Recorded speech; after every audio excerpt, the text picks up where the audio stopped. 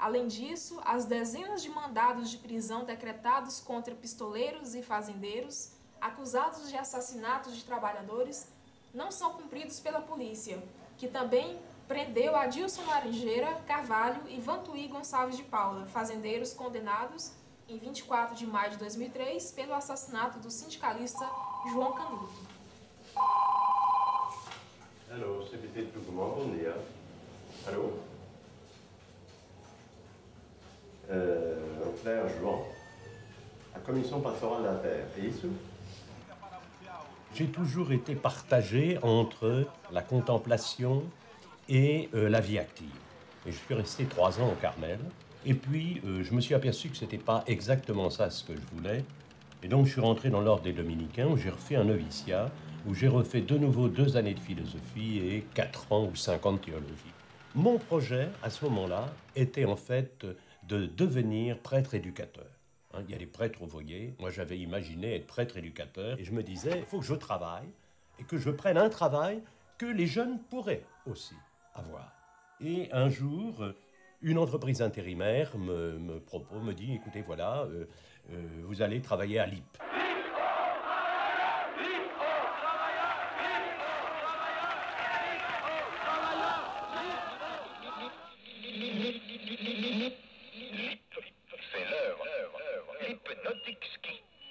L'IP vous garantit l'heure exacte au 3e top, exactement 13 heures.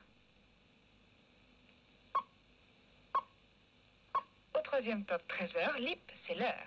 Moi, à l'époque, j'avais pas conscience de pourquoi on rentrait chez l'IP. C'est les autres qui nous renvoient l'aura, quelque chose d'un lieu, d'une personne, d'une entreprise. Et l'IP jouissait déjà de ça, jouissait d'une renommée, de qualité, de compétences. Quand on était chez l'IP, on avait une situation. L'IP était, dans le monde byzantin, une affaire qui suscitait de l'hostilité. D'abord parce que Fred Lipp, son patron, méprisait ses collègues. Ensuite parce que Lipp était une entreprise plus importante que les autres. Et c'est vrai aussi que la politique sociale de Lipp poussait à la hausse toutes les autres entreprises au niveau de leur propre salaire. Donc Lipp était réellement détesté par le patronat byzantin. Quand je suis sorti de l'école d'horlogerie, j'ai dit non, je ne suis pas un fils de famille, je suis un révolutionnaire. Il faut changer votre métier de vieux. Je peux vous dire ce que je pense, puisque je suis plus élève, je suis ancien élève. Tout est lamentable, les ateliers, les hommes, les dirigeants, les montres, les machines, tout ça c'est vieux. Quand vous voyez l'évolution dans les machines à écrire, dans l'électricité, pas encore d'électronique, dans les automobiles, tout ça, ça a évolué, ça a suivi l'industrie. C'est un métier de vieux con. Et je veux pas. Qu'est-ce que vous ferez? Je ferai la première usine française moderne. Et vous dites ça à 19 ans. J'ai dit oui et je réussirai. Et j'ai réussi. Parce que j'avais la volonté. Si bouchez-vous les oreilles. Il faut avoir des couilles dans la vie pour réussir. Un personnage fantasque qui ne pouvait résister à ses impulsions, qui avait un humour extraordinaire, mais entre nous, on considérait un peu comme à la limite de la folie. Sur le plan de la technologie, il était en avance. Il aurait pu devenir un grand mondial. Les Japonais à l'époque lui demandaient de les représenter, mais il s'est comporté d'une telle façon, arrachant la jaquette du Japonais qui le recevait, que ceci devenait impossible. Il y a toujours des histoires sur lui, là. Quand il se met à faire du cheval, tous les cadres sont obligés de faire du cheval aussi. S'il se met à faire du ski, tous les autres doivent faire du ski. Tu vois, il a fait de la moto, il a emmené même ses cadres sur la moto pour leur faire un tour dans les bois, enfin bon.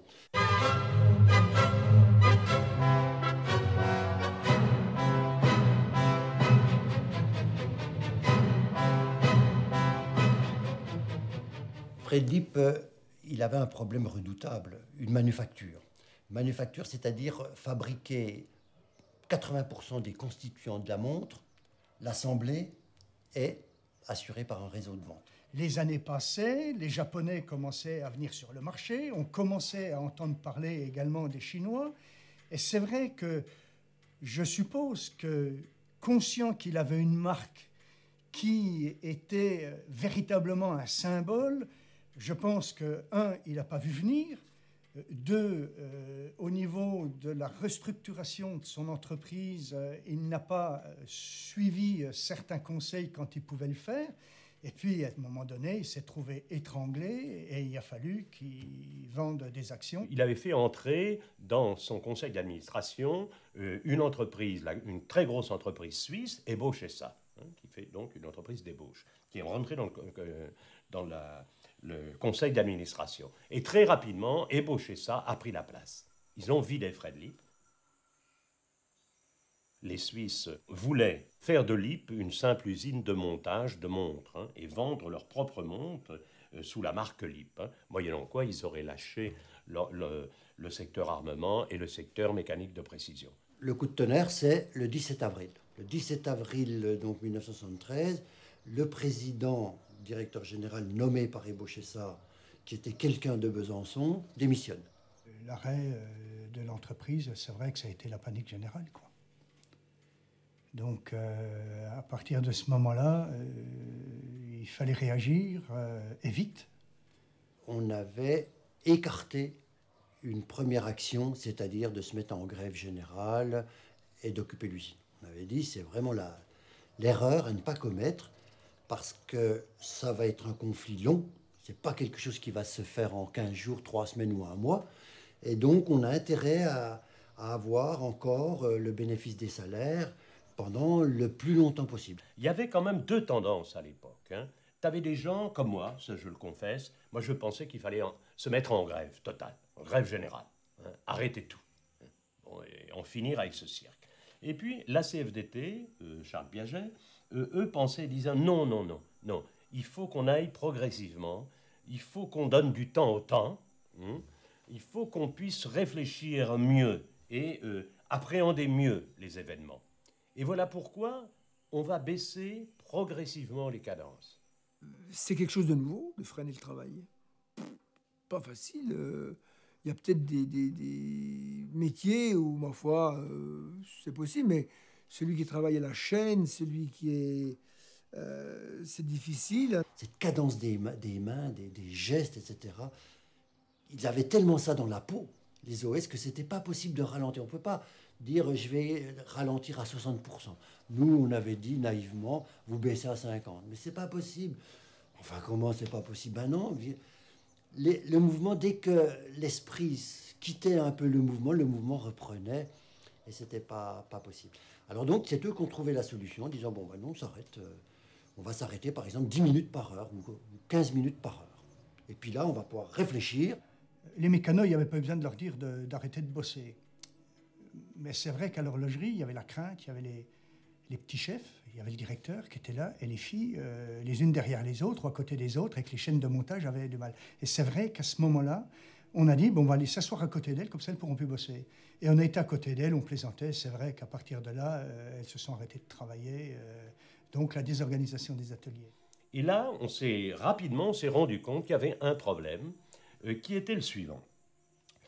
À Lipp, il y avait un syndicalisme très développé.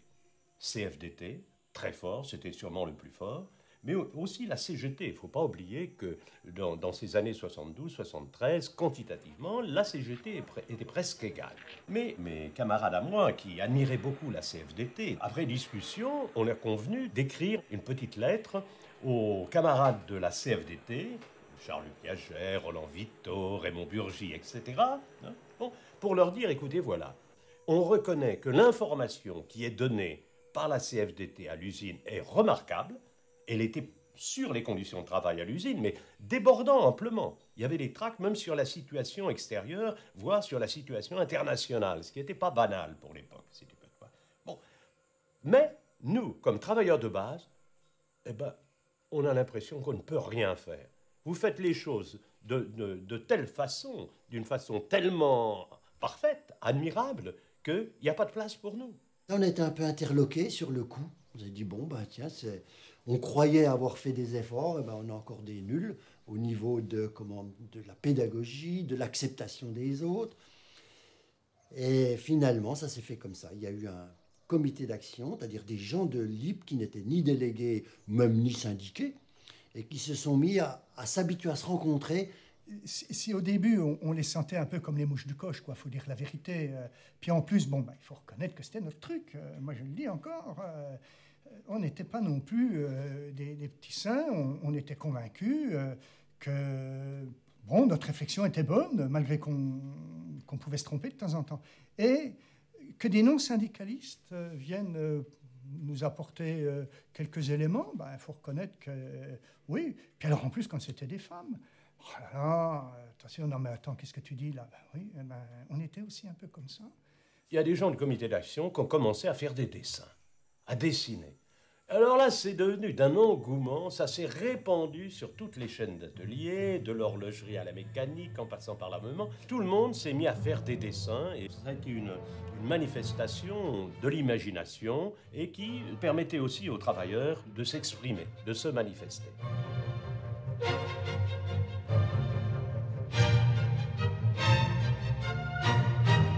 Mais ce qui se passait, c'est que eux, l'adversaire, ébauché ça, se rendait compte que finalement, on prenait une voie qui les intéressait pas trop, parce que les salaires continuaient d'être payés, certes, même s'il y avait des retenues sur paye, parce qu'il y a eu quelques heures de grève, mais c'était pas la grève générale. Et là, il y a eu une accélération au niveau du tribunal de commerce, avec le dépôt de bilan, et donc l'arrêt des salaires. Donc, ils ont décrété que les salaires s'arrêtaient en juin. Oui, en juin. Et qu'il y aurait donc simplement ce qui devait légalement, c'est-à-dire les congés payés, c'est tout. Alors là, on a dit, bon, cette fois, c'est terminé. On n'a pas besoin de continuer à travailler à 75%, puis à réfléchir à 25%. Cette fois, il faut prendre le pas et occuper.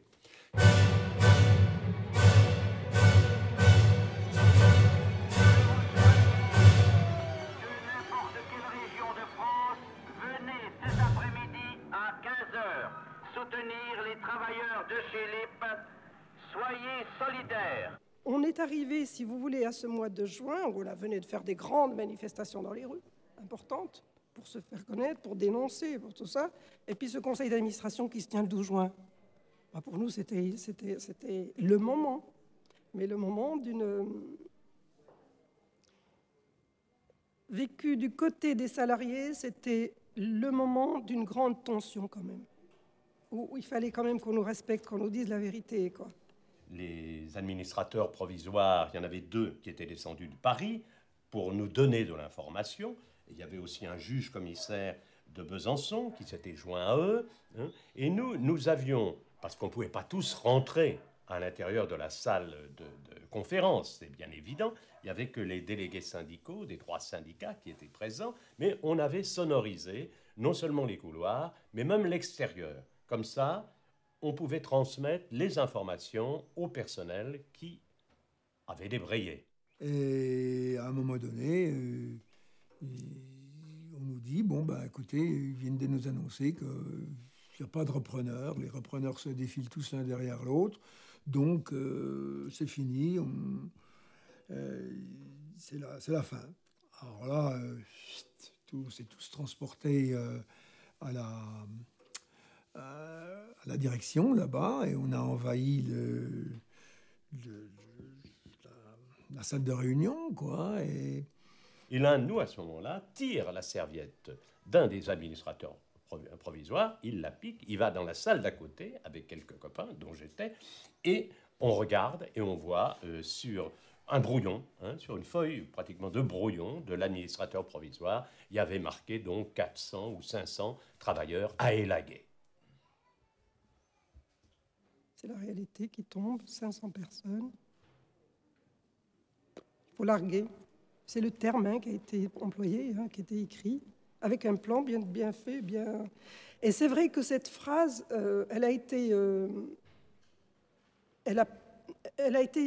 forte, elle a choqué. Et parce qu'on n'était pas encore une époque où on larguait les hommes, quoi. C'était nouveau, ça, larguer les hommes comme ça, comme des bêtes. Non, on ne largue pas les bêtes, mais ces animaux, on en prend soin. Alors, on a apporté ça sur la table, dire, ouais, on va foutre de notre gueule, voilà où vous en êtes, et vous nous racontez des histoires, quoi. Vous êtes Alors on les a séquestrés, quoi. Et... Alors à ce moment-là, on décide de les garder, hein, et de les monnayer contre des renseignements plus précis, enfin, et quand même que l'on sache à quelle sauce on va être mangé et qu'on puisse le dire. Voilà. Sur quoi il faut des arguments pour se battre. Bon, on ne peut pas dire on se bat pour ça tant qu'on ne sait pas qui va être lourdé, qui va pas l'être, ou si tout le monde va l'être. Je nous vois à l'intérieur, derrière les vitres.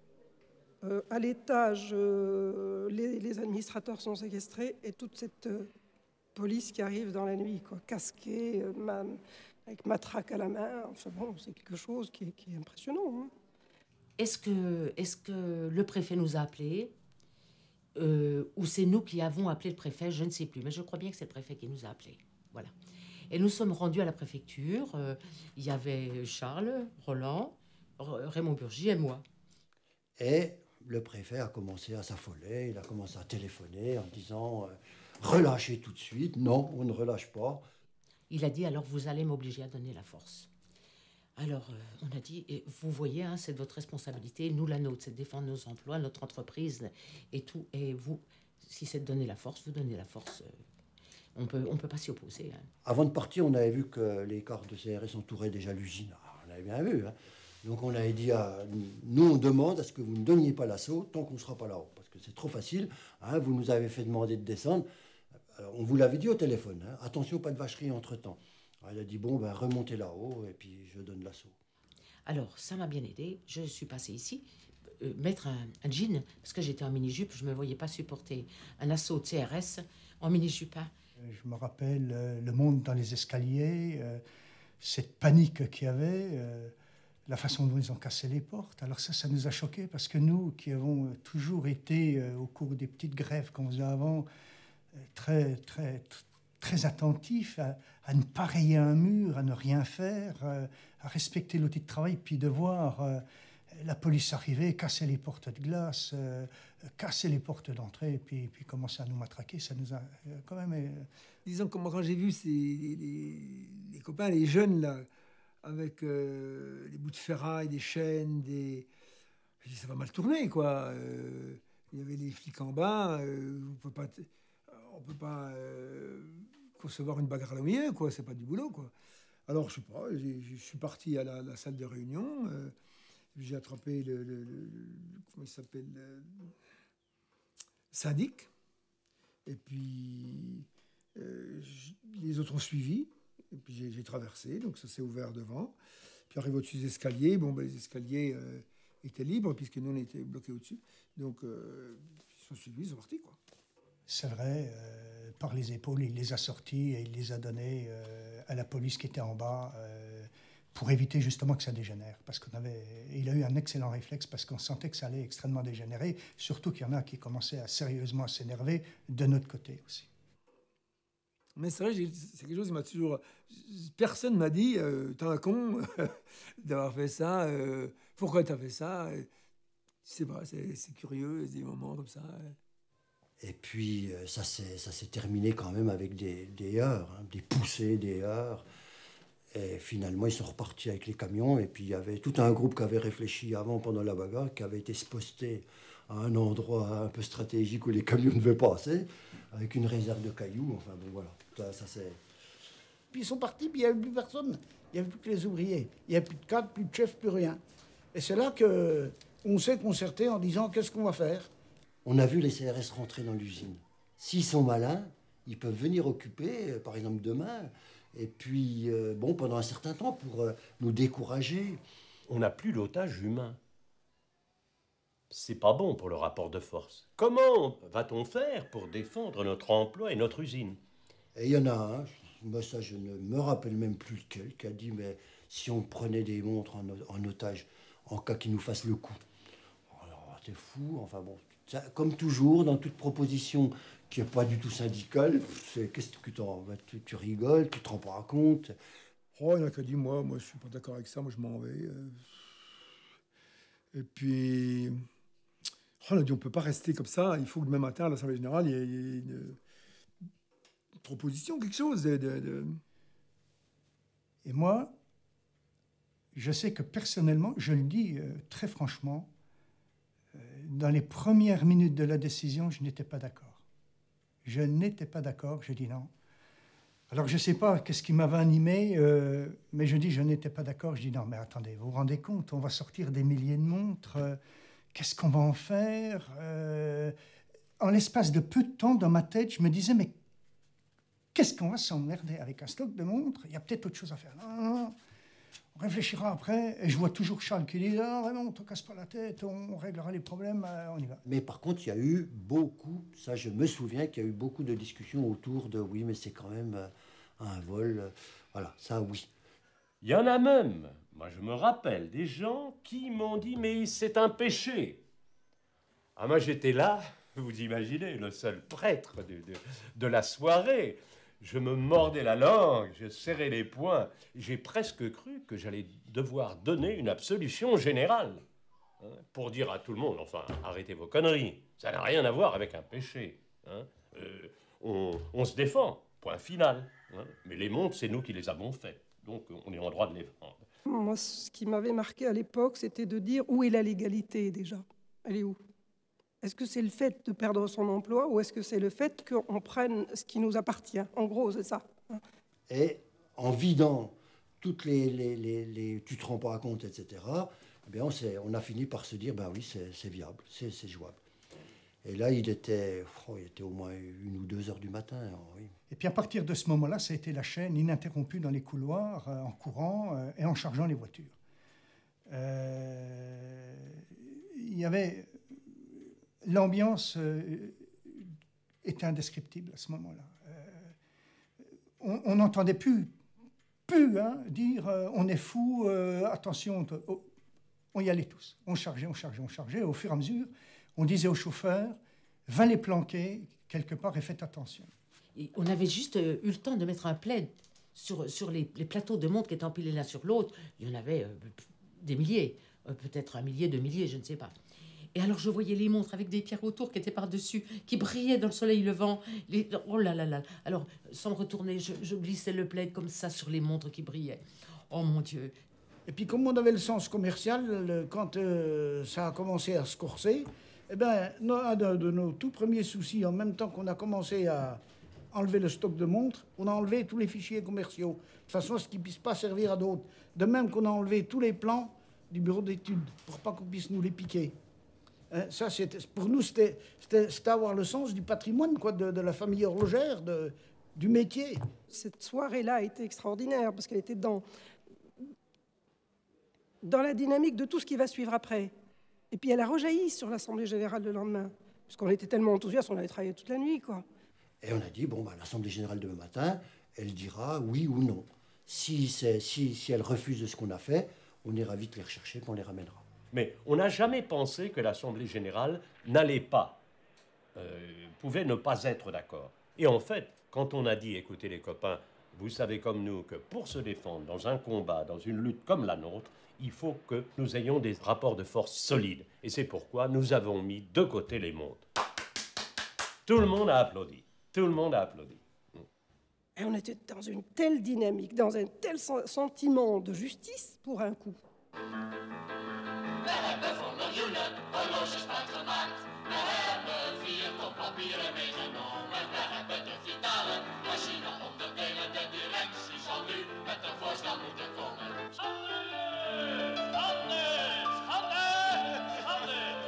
On perturbait, quoi. On changeait le train-train, surtout là au-dessus. Hein, c'était tous les cathos à la messe. Bon, c'était mal vu. Hein. Puis quand on allait distribuer un tract à la sortie de la messe, bon, il y en a qui les prenaient dans les petits villages, mais il y en a qui vous faisaient la gueule, hein, ou bien qui le jetaient manifestement de côté. Ce qui était important à voir, c'était comment à l'extérieur ça allait réagir. Ça a été... et je me souviens plus, parce que je n'ai pas une mémoire aussi importante, mais les titres des journaux le surlendemain concernant la délocalisation du stock, plus les radios périphériques, et c'est à partir de là qu'on a commencé à recevoir des coups de téléphone de la presse qui voulait nous rencontrer, qui voulait discuter avec nous, qui nous demandait qu'est-ce qu'on envisageait de faire, etc. Non au licenciement, non au licenciement, non au licenciement, non au licenciement, non au On ne s'était pas rendu compte sur le coup, mais le fait d'avoir pris les montres a redonné encore du tonus.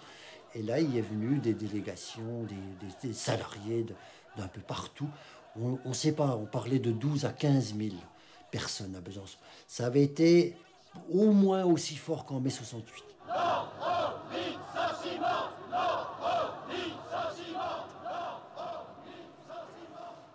Il n'est pas possible que cette assemblée dominicale ait lieu sans que soit évoqué le conflit de l'Ypres. L'inquiétude croissante de 1300 travailleurs, qui sont nos frères, ne peut pas nous laisser en repos. Mais en tant qu'évêque, je dois attirer l'attention de tous sur 2 points.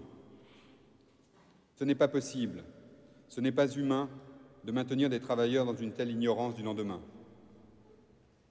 Je m'associe à la demande si fermement exprimée qu'il n'y ait ni licenciement, ni démantèlement.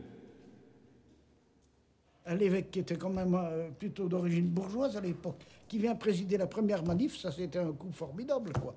Hein, les spécialistes de l'époque du coin disaient carrément l'évêque c'est 3000 personnes de plus à la manif. Hein. Bon, c'était quand même pas du tout négligeable. Hein.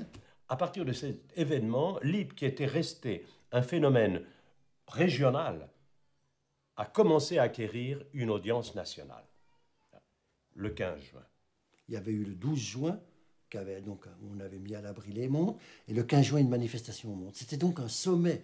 On était dans une certaine euphorie.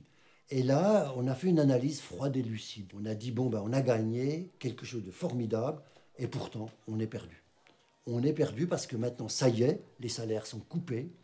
Donc, si on n'a pas de solution, ça va s'effilocher. On connaissait bien, et il nous avait déjà raconté ailleurs, comment les gens pensent de plus en plus à leurs problèmes personnels. Merde, comment je vais faire mon logement? Qu'est-ce qui va se passer?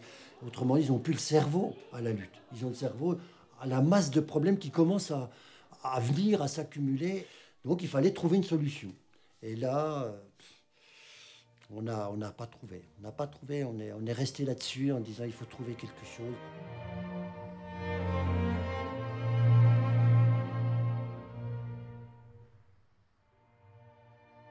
Le même 15 juin au soir, je rentre chez moi et là, je découvre dans une pièce un homme qui était allongé. Comment est-il entré? Il était entré par une fenêtre ouverte. Bon. Et je le réveille et il me dit, écoute, je m'appelle Selim, je suis envoyé par mon journal et pour couvrir la manifestation. Donc, on va dormir et le lendemain, on se retrouve. Et il me pose cette question, il dit, et maintenant? Qu'est-ce que vous allez faire? Je dis, au niveau des moyens classiques, je ne vois pas très bien ce qu'on peut faire. Et je lui dis, s'il y aurait une chose qu'on pourrait faire, mais franchement, je n'ose pas y penser. Et lui continuait, il me disait, mais et encore? Allez, dis-le-moi, dis-le-moi. Je dormais sur le bord du jardin lorsque Jean Ragnès est arrivé, m'a réveillé, et il était avec un journaliste de Politique Hebdo. Et c'est là qu'il m'a dit la chose tout de suite brutalement. Écoute Charles, il faut qu'on remette en route l'usine et qu'on vende des montres.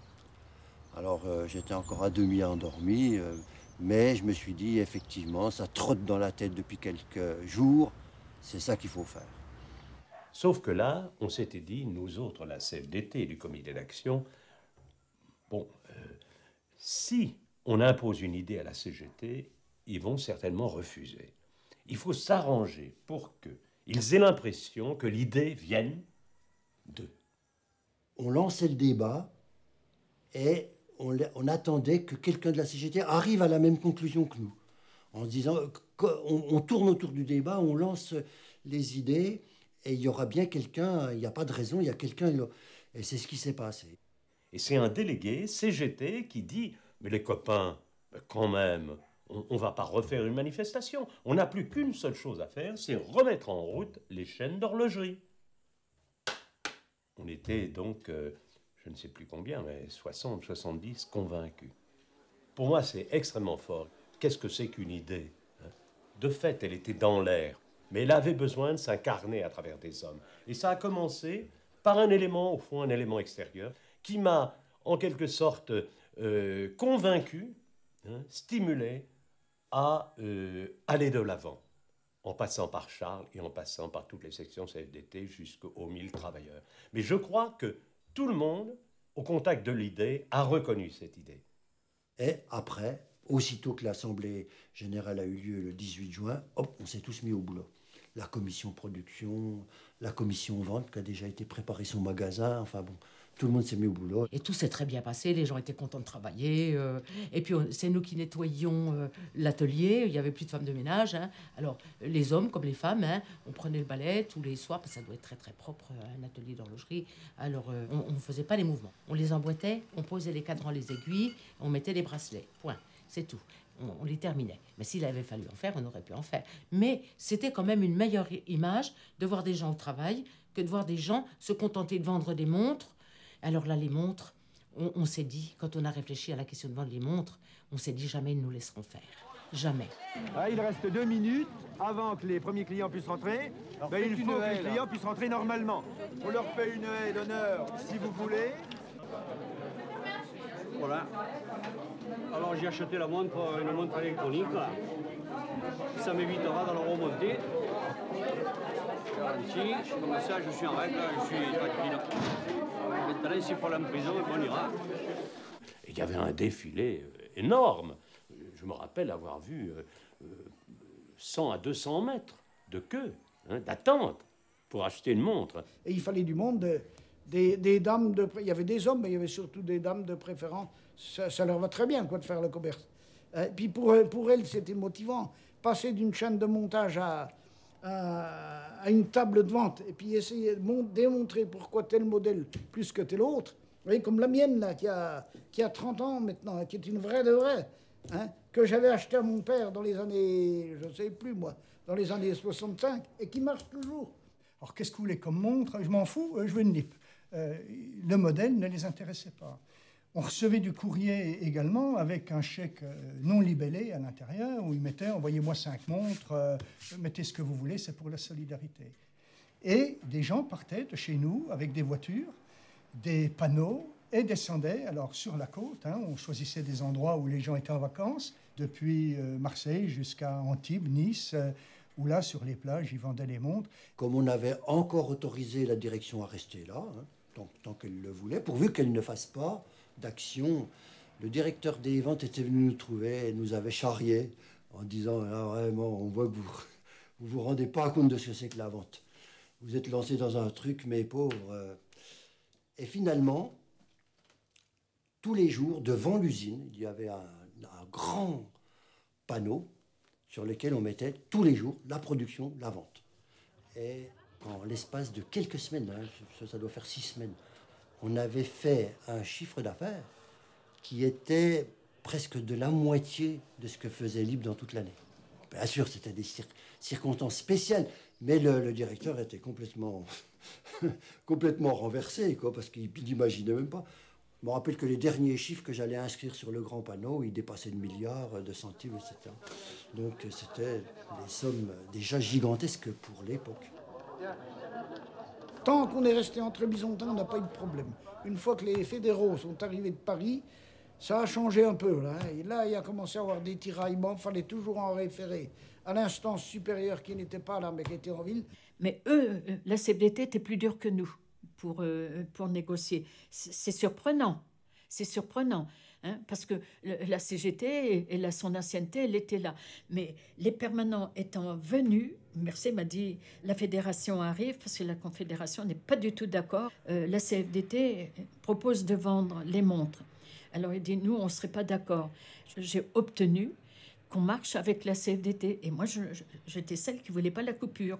Hein. Ça fonctionnait bien. Depuis 68, ça fonctionnait très bien. Je me suis fait rappeler à l'ordre, parce que je n'avais pas à prendre la décision et prendre la parole au micro en disant « Eh bien si, on vend et on se paie.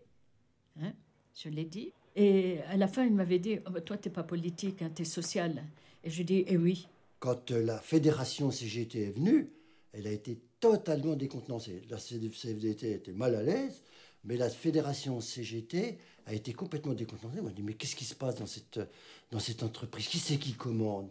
Où est le centre de fonctionnement? Il y a des gens qui passent, il y a des commissions qui fonctionnent, ils ont des ordres ils ont décidé ça, mais d'où ça sort tout ça? Ils étaient perdus par rapport à... Et pourtant, c'était des syndicalistes. Et là, comment on leur a expliqué que c'est l'Assemblée générale qui, finalement, harmonisait l'ensemble, et qui avait effectivement des centres autonomes de travail, mais qui travaillaient dans un esprit général, dans une flèche directrice qui était définie à l'Assemblée générale. Ça ne leur a pas convaincu du tout. Par exemple, le problème des montres.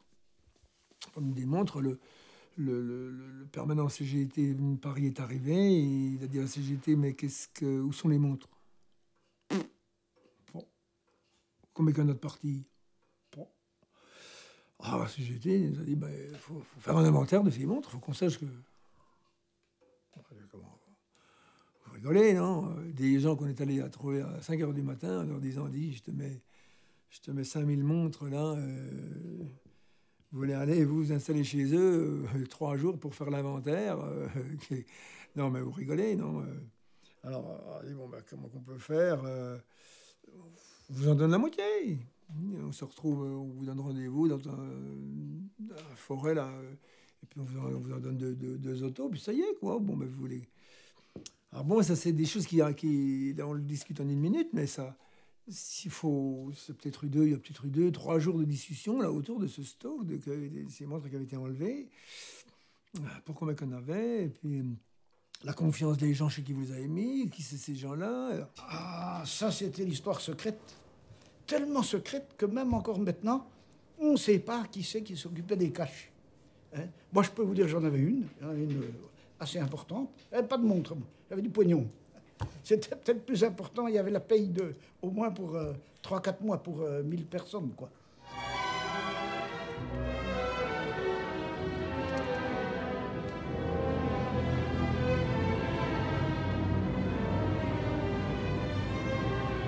La journée, j'étais à Lip à faire mon travail de responsable, à réfléchir ou à animer des commissions. Et très souvent la nuit, je partais sur les routes avec 1 ou 2 personnes pour aller chercher des montres pour approvisionner. Il y avait 2 équipes. Chaque équipe faisait la moitié du trajet. On se rencontrait très souvent à l'intérieur de carrières ou dans une bifurcation en race campagne. Et là, on chargeait de voiture à voiture les montres et personne ne savait d'où elles venaient et où elles allaient. Ah, ça, c'est toute une histoire. Il fallait d'abord trouver des gens sûrs. Il y en avait, c'est pas ça qui manquait. Surtout après 68, il y avait quand même des militants qu'on connaissait, quoi. Puis il y a eu le clergé aussi qui nous a vachement aidés. Surtout, il nous a permis en particulier de faire un relais, si vous voulez, en attendant de pouvoir aller déplacer plus loin sur la Haute-Saône, sur le Haut-Doubs, Bon, on avait des caches provisoires, puis après on embarquait plus loin. Hein. C'est comme ça que je me suis retrouvé un beau jour en Haute-Marne, hein, avec... quelque chose comme 700 briques de l'époque, un sac comme ça, une voiture devant, un autre collègue et moi dans la voiture où il y avait le précieux dépôt, puis derrière une autre voiture de sécurité. Manque de peau, il y avait du brouillard, et arrivé à un certain endroit, on s'est tous perdus. Alors on était là avec notre pognon, paumé dans la campagne autonome. Mais qu'est-ce qu'on fout? Où c'est qu'on va? Puis il y en a un qui dit, oh mais je sais, moi je connais, j'ai un copain à tel endroit. On y va. On pensait que ça allait bien se passer. Manque de peau, on arrive, son père venait de faire un infarctus. Alors, crac. Alors là encore, les copains sont les copains, ça sert toujours. Il ne nous en faites pas. Je vais vous emmener, on va aller voir le curé du pays à côté. Il me dit, c'est un type engagé, c'est un type très social. Lui, il va certainement pas hésiter. Alors, moi, on est allé, puis on a commencé à taper à la porte, rien. On voyait un petit filet de lumière sous les volets. On disait, ben, qu'est-ce qui se passe? Qu'est-ce qui se passe? Il dit, il est là, il n'y a rien à faire. Puis on appelle, puis tout d'un coup, on voit un volet qui s'en trouve. Qui c'est? Ben, c'est nous. Ah, c'est toi. Ah bon, j'arrive. Et après, il arrive en bas. Alors, qu'est-ce que tu fous? Qu'est-ce qui se passe? Il me dit, toi, je suis en train de distiller. Alors, du coup, ben, quand on a eu déposé notre précieux butin dans les aubes de première communion, où elles ont séjourné au moins pendant 6 mois, on est revenu avec 1 litre de goutte en plus. Vous savez, on était très entourés de policiers. il y avait des policiers qui avaient loué des appartements qui donnaient directement sur l'Ypres et sur le parking de l'Ypres. Et heureusement, j'avais un beau-frère qui était garagiste à Tise, c'est-à-dire avant Tise, à environ 1 kilomètre d'ici. Alors, il nous amenait une voiture anonyme sur le parking. Et comme ça, on était quitte de prendre une voiture connue d'un l'Ypres, et surtout celle de Raymond. Ils avaient envoyé la brigade anti-gang. Hein, et les journalistes qui savaient tout, parce qu'ils étaient tous à l'hôtel Frontel, les journalistes, la brigade anti-gang, et ils avaient une carte de la région, ils mettaient des punaises dessous, et les journalistes, ils pouvaient les photographier en douce et nous en faire part. Alors ça, c'était génial. Le fait de monter dans une voiture, d'aller en plein centre-ville, de rentrer dans un magasin, de sortir par une autre sortie, et puis qu'une autre voiture vous attende. Le fait également de se déguiser. Alors là, aujourd'hui, j'ai pratiquement plus de cheveux, mais si j'avais pu prendre des photos avec les différentes perruques que j'ai mises fut un temps, faut reconnaître que de ce côté-là, ça n'a pas été bien difficile. Mais un soir, en revenant du Locache, en partant vers la Cache, heureusement que Raymond est un bon conducteur et puis qu'il est intelligent. Et on a vu, chaque fois qu'on passait un carrefour, tous les phares s'allumaient. Il y a des phares de voiture qui s'allumaient de chaque côté.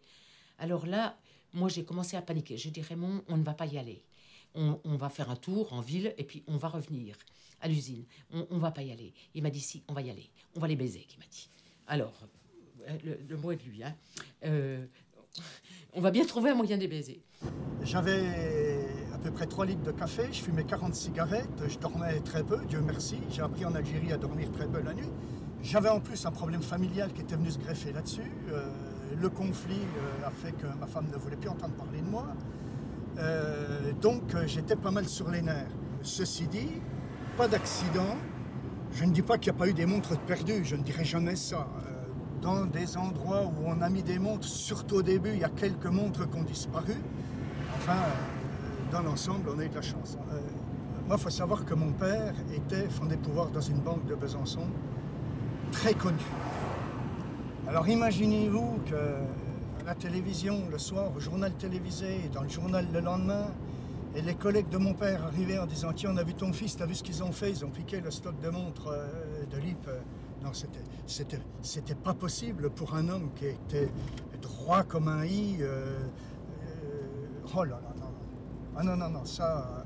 alors, ça, c'était défendu. J'ai été emmenée en garde à vue 2 fois. Et puis voilà, mais j'ai pas eu peur, j'ai jamais eu peur. Et puis j'avais une confiance dans Charles Piaget, dans Roland Vito, etc. Et puis dans notre force, la force que nous représentions à 800. On est une force, on ne peut pas nous marcher dessus. Beau avoir des flics, des RG, qui fouillaient, qui cherchaient, qui essayaient de connaître, qui... Non, c'était tellement... 1000 personnes qui étaient là au milieu, à savoir qui...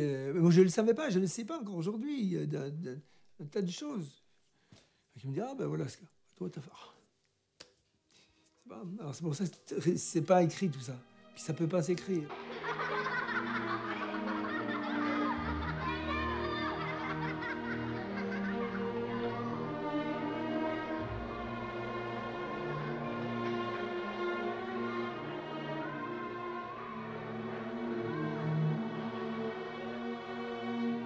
Dans l'usine occupée, on a surtout essayé que la plupart des gens prennent quelque chose sous leur responsabilité et se mettent en marche.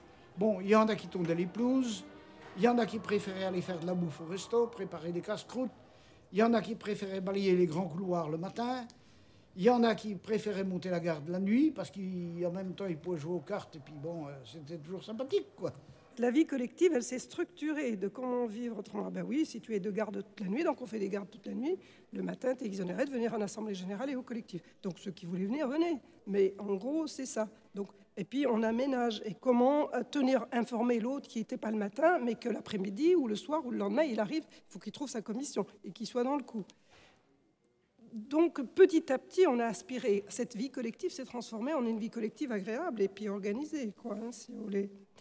le comité d'action a été une sorte d'aiguillon. Moi, j'aime bien le terme, aiguillon, parce que de fait, ça a poussé aussi la CFDT à l'ouverture et à l'action.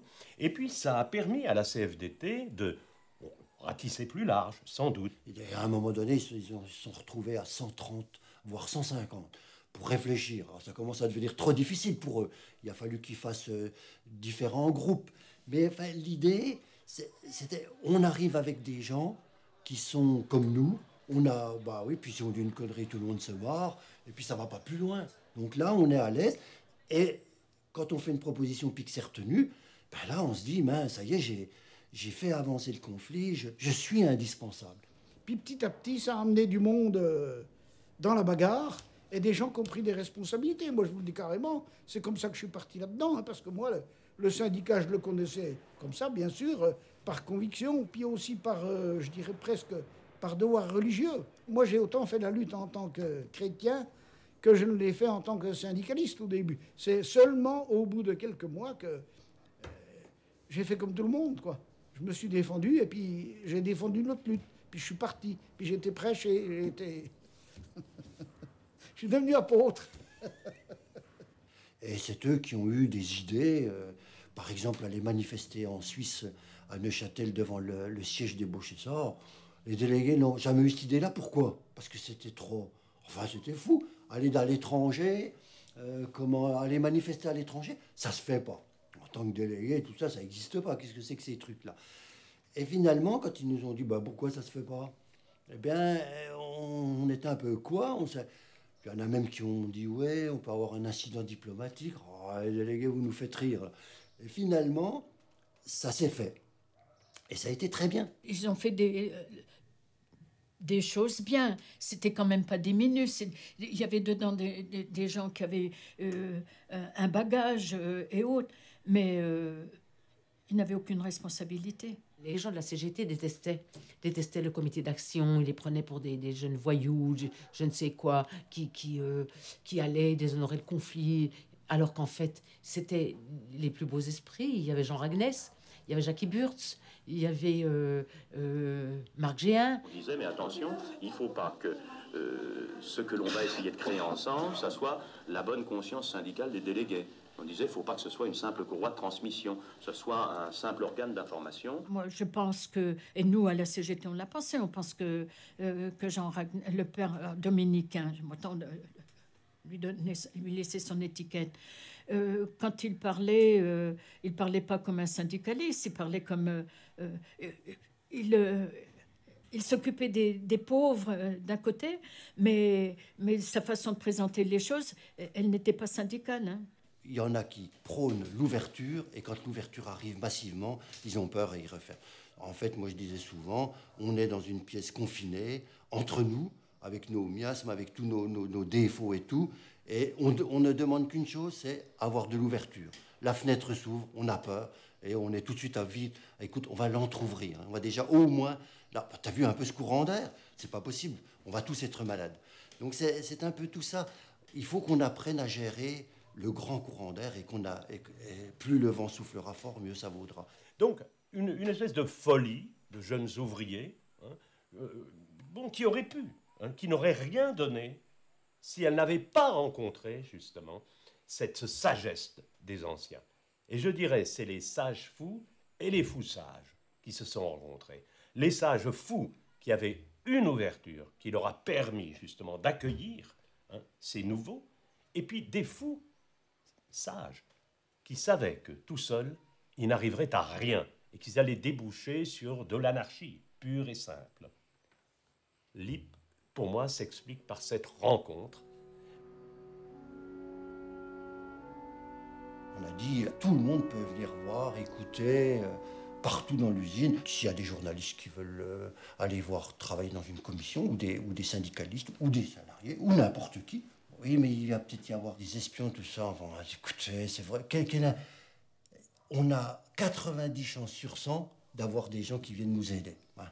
Il y en aura peut-être qui viendront peut-être pour écrire des articles contre nous, mais c'est pas bien grave. Ce qu'il faut surtout, c'est qu'on accepte les 90 qui viennent. Sauf que la CGT était contre l'ouverture des portes. eux faisaient l'analyse. Un conflit ouvrier est une chose sérieuse. On ne peut pas faire n'importe quoi. Une usine, c'est pas une salle des pas perdus, c'est pas un hall de gare, c'est pas un supermarché. Donc, on y entre à pas feutrer quand on y est invité par la direction ou par les syndicats, et pas autrement. Il y avait toujours des gens qui avaient encore un peur et puis qui la refermaient de temps en temps. On a dit, mais cette porte, la nuit, le jour, elle doit être tout le temps ouverte. Et à un moment donné, Charles Piaget, toujours très réaliste, a commencé à dire aux copains de la CGT, écoutez les gars, vous commencez à nous embêter. Je ne sais pas s'il a dit, il a peut-être dit nous emmerder, mais Charles était relativement poli. Hein. Bon, tu commences à nous embêter. Si ça continue comme ça, on va faire souder les portes ouvertes.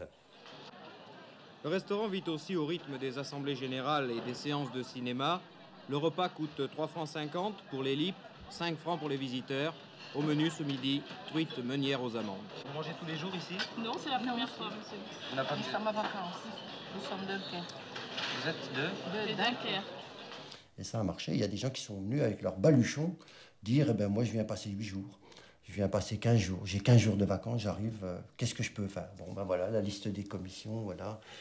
Tu t'inscris, tu fais ce que tu veux. Il y avait des fois des centaines de personnes qui n'étaient pas de LIP, qui participaient aux assemblées générales. Et je dois dire qu'ils étaient d'un respect absolument étonnant. Alors peut-être que le fait LIP était si colossal et dans leur esprit si extraordinaire qu'ils n'éprouvaient pas le besoin ou ils n'osaient pas se manifester. Ils l'ont fait un petit peu dans les réunions du comité d'action. Hein, mais en assemblée générale, non, c'était vraiment l'assemblée générale des travailleurs de l'île, mais les gens étaient contents d'y assister. Et puis aussi, il y a eu les étudiants qui sont arrivés après, qui arrivaient des universités parisiennes, puis de temps en temps, ils venaient un petit groupe avec des instruments de musique, puis pendant leur repas, qui donnaient un petit concert, ou d'autres qui venaient chanter le soir, ou... Si bien qu'il y avait toujours une certaine animation. Ils débarquaient des militants, des gens qui partaient en vacances, qui arrivaient de Suède, qui arrivaient de Hollande, qui arrivaient d'Allemagne, de Belgique. Et même une nuit, on est venu me rechercher à 11h du soir pour faire visiter l'usine à 2 quarts de pèlerins qui remontaient de Lourdes. Tout cela faisait une effervescence très semblable à ce que j'avais pu voir, mais dans un autre contexte, bien sûr, à la Sorbonne ou à l'Odéon en mai 68, si tu veux. Tu vois, il y avait quelque chose de similaire. Et je dirais, d'une certaine façon, c'était pratiquement le même public. Des gens curieux, mais au bon sens du mot. D'ailleurs, la pièce dans laquelle ils étaient séquestrés. Ça, c'était le 12 juin. Les CRS sont venus dans la nuit pour les libérer. Il y a eu des charges qui se sont produites dans cet endroit. Et d'ailleurs, sous la poussée, le mur s'est fissuré. Mais c'est vrai que l'usine était devenue, après, c'était même un peu gênant, parce que on venait voir les LIP. On venait voir les LIP. Alors c'est vrai que les cars entiers montaient voir les LIP. Et de fait, sont arrivés aussi un certain nombre de groupes gauchistes, la LCR, l'ex-GP, Gauche prolétarienne, le PCR, Parti communiste révolutionnaire, enfin, etc. Et là, certaines gens, je ne dis pas le comité dans sa totalité, mais certains travailleurs ont été récupérés par telle ou telle chapelle gauchiste. Hein. Mais des gens qui voulaient profiter de ce conflit pour faire un laboratoire d'essai de différentes choses. Ça, on en a eu. Même de l'étranger, ils sont venus. Bon, ça n'a jamais marché. Les LIP ne se laissaient pas compter fleurette quand même comme ça. Et en fait, l'apport extérieur a été énorme. Jamais, malgré qu'on avait réussi à avoir une participation importante, très importante, eh bien même ça n'aurait pas encore suffi. Par exemple, savoir se débrouiller sur des problèmes d'information, de presse, des problèmes de... On n'avait pas de réseau. Eh bien, des gens d'extérieur ont constitué un réseau dans plusieurs villes. Et ils recevaient des cassettes des assemblées générales et ils les diffusaient. On n'était pas habitué à ce genre de littérature, à faire des articles, à démontrer. Alors, on s'était fait aider par des gens des cahiers de bain qui étaient venus bénévolement se proposer de nous donner un coup de main, de faire de la mise en page, de taper à la machine. Les gens, dans la rue, ils attendaient comme un feuilleton. Le journal, les informations radio, tout ça. Qu'est-ce qui se passe à Lippe? Il y a encore eu ça, il y a encore eu ça. Et tous les jours, on attendait du nouveau. C'est comme quelqu'un qui chante une chanson, puis que le lendemain, on lui dit « Vous allez faire l'Olympia », quoi. Enfin, c'est incroyable. Nous, moi, je dis souvent, Jamais on n'aurait pu penser que d'avoir enlevé des montres et d'avoir mis une banderole, on fabrique, on vend, on se paye, allait faire un tel cirque en France et dans d'autres pays.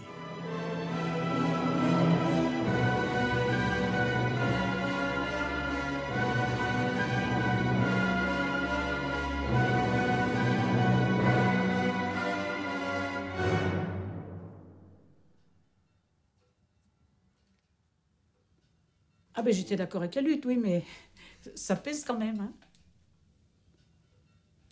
Parce que mon mari était très souvent parti, Charles était souvent parti à Besançon, mais mon mari était souvent parti à l'extérieur. Et c'est vrai que des fois, c'était 2 jours, 3 jours. Et je pense que Madame Piaget serait là, elle vous dirait exactement la même chose. La vie de famille est quand même un peu déroutée. Vous l'acceptez facilement? Certaines fois, oui. D'autres fois. Généralement, il y a des réticences. Hein. Et vos enfants l'acceptent aussi?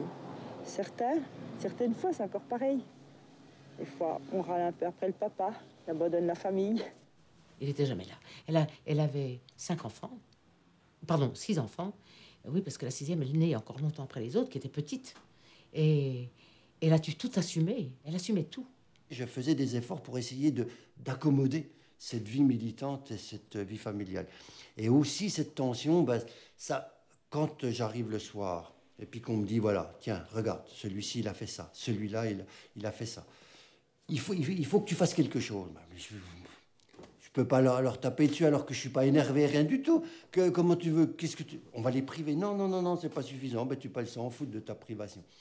Il y a eu tous ces aspects-là. Et moi, j'ai pas été bien là-dessus. J'ai pas été bien, je le reconnais. Donc, alors, bon, je fichais des fessées. C'est vrai que j'ai accepté, mais quelquefois, j'étais vraiment fâchée. Enfin, il préparait les tartines le matin, les 5 tartines à chaque enfant, donc il y avait 20 tartines le matin. Alors, les enfants s'en rappellent. Je crois que c'était très important pour les enfants. Et il y avait toujours un petit mot sur la table. C'est peu de choses, mais c'est important. La question des enfants ne se posait pas collectivement. L'image collective, si vous voulez, c'est l'image, nous sommes tous là, nous sommes militants 24 heures sur 24, même s'il y a des équipes, mais la vie familiale était ailleurs. Le conflit LIP a aussi permis aux femmes de s'exprimer, et je le dis, au début, on n'était pas chaud non plus. Quand on était entre nous en section CFDT, on avait très peu de femmes. Ça n'a pas beaucoup évolué dans ce milieu-là non plus, mais on les écoutait pas trop. Hein. Puis elles n'osaient pas trop parler, parce que si elles avaient, les pauvres, un malheur de dire un petit mot de travers, on les regardait tous avec des gros yeux. Et puis progressivement, on s'est aperçu qu'elles avaient une vision différente de nous, surtout dans les moments difficiles, et ça nous a permis de grandir à nous aussi. Alors le comité d'action avait beaucoup de femmes avec eux, dont des femmes d'ailleurs qui se sont mises au comité d'action parce qu'on les a peut-être pas assez écoutées et qui ont bien fait, comme Fatima ou d'autres, hein, et qui après ont tenu leur place pleine et entière. Le fait qu'on ne prenait pas la parole, c'était une chose. Et c'est vrai qu'on partait à l'extérieur, on faisait des meetings, on revenait, on était bouche bée. Même à l'intérieur du comité d'action, qui peut se targuer de dire tout le monde s'exprimait, c'est pas vrai. Les femmes étaient peut-être comme moi, elles n'osaient pas. Quand on a affaire à des balaises comme ça, vous savez, on se sent écrasé. Même s'ils ne nous écrasent pas, on se sent écrasé. Alors elles ont créé un groupe femmes. Du coup, on se prend en main et on dit on va poser le problème de la hiérarchie, on va poser le problème de la représentativité des femmes dans le syndicat. La suite du conflit LIP, on peut dire que la question des femmes, après, elle a été la révolution dans la révolution. Il y a des femmes vraiment qui avaient une façon de persuader. Je pense par exemple à Alice Carpena, je ne sais pas si vous l'avez rencontrée, mais ça a été une révélation. Une petite ouvrière, une petite bonne femme de l'armement, qui était rien, qui était un peu timide, Et tout d'un coup, elle s'est révélée dans les meetings avec un enthousiasme extraordinaire. Et elle a emballé les foules, je l'ai vue à Marseille, moi. Oh là là, c'était beau, hein, c'était... Bon, il y en a eu des cas comme ça. Moi-même, je prends par exemple en main la popularisation à Besançon. Et le peu que j'ai de connaissances des entreprises, je fais une liste pour aller, par exemple, constituer des groupes de distribution de tracts à 5 heures du matin. Donc j'avais une petite liste très modeste, personne ne m'a dit elle est parfaite, imparfaite, pas bien. Les grands leaders de l'époque, moi j'étais toute gamine, j'étais petite, vraiment, ils venaient humblement me dire cette entreprise, tiens, il faut que tu la rajoutes. Ils ne me disaient pas, t'as mal fait. Donc il y a une confiance qui naît. Il y a une confiance qui fait que même si la personne n'est pas sûre d'elle, il faut qu'elle y aille. Elle y aille. Et puis ce qu'on a besoin d'elle, c'est pas qu'elle fasse une erreur, c'est qu'elle y aille. Donc on s'est enrichi. Moi, je me suis beaucoup enrichie dans cette lutte. D'abord, j'étais intolérante vraiment avant. Et là, je suis devenue plus tolérante. Ça m'a changé sur tous les plans. Ça m'a changé sur tous les plans. Et des femmes qu'on voyait épanouies, des hommes qui prenaient aussi, même des hommes, je dis, j'ai tendance à imager ça par les femmes, parce que ça a été le plus révélateur peut-être. Mais j'ai toujours souvenir d'hommes qui, quand ils se sont révélés, étaient transformés, quoi, étaient là, c'était des gens devenus responsables, respectés, qui avaient un rôle. Et puis on se voyait métamorphosés. Les contacts entre nous étaient si chaleureux, si fraternels, que ça aussi c'était nouveau pour moi. Parce qu'avant on était très guindés à l'IP. Hein, on parlait pas trop à son voisin, c'était pas trop bien vu, si vous voulez. Il a fallu apprendre à se gêner. La vision de t'es plus payé que moi, t'as plus de primes de production que moi, t'es plus belle que moi, a également été remise en cause. On est caractérisé par le fait de s'appeler LIP. On est un LIP, non pas un LIP au sens salarié, mais ça devient un LIP au sens engagé.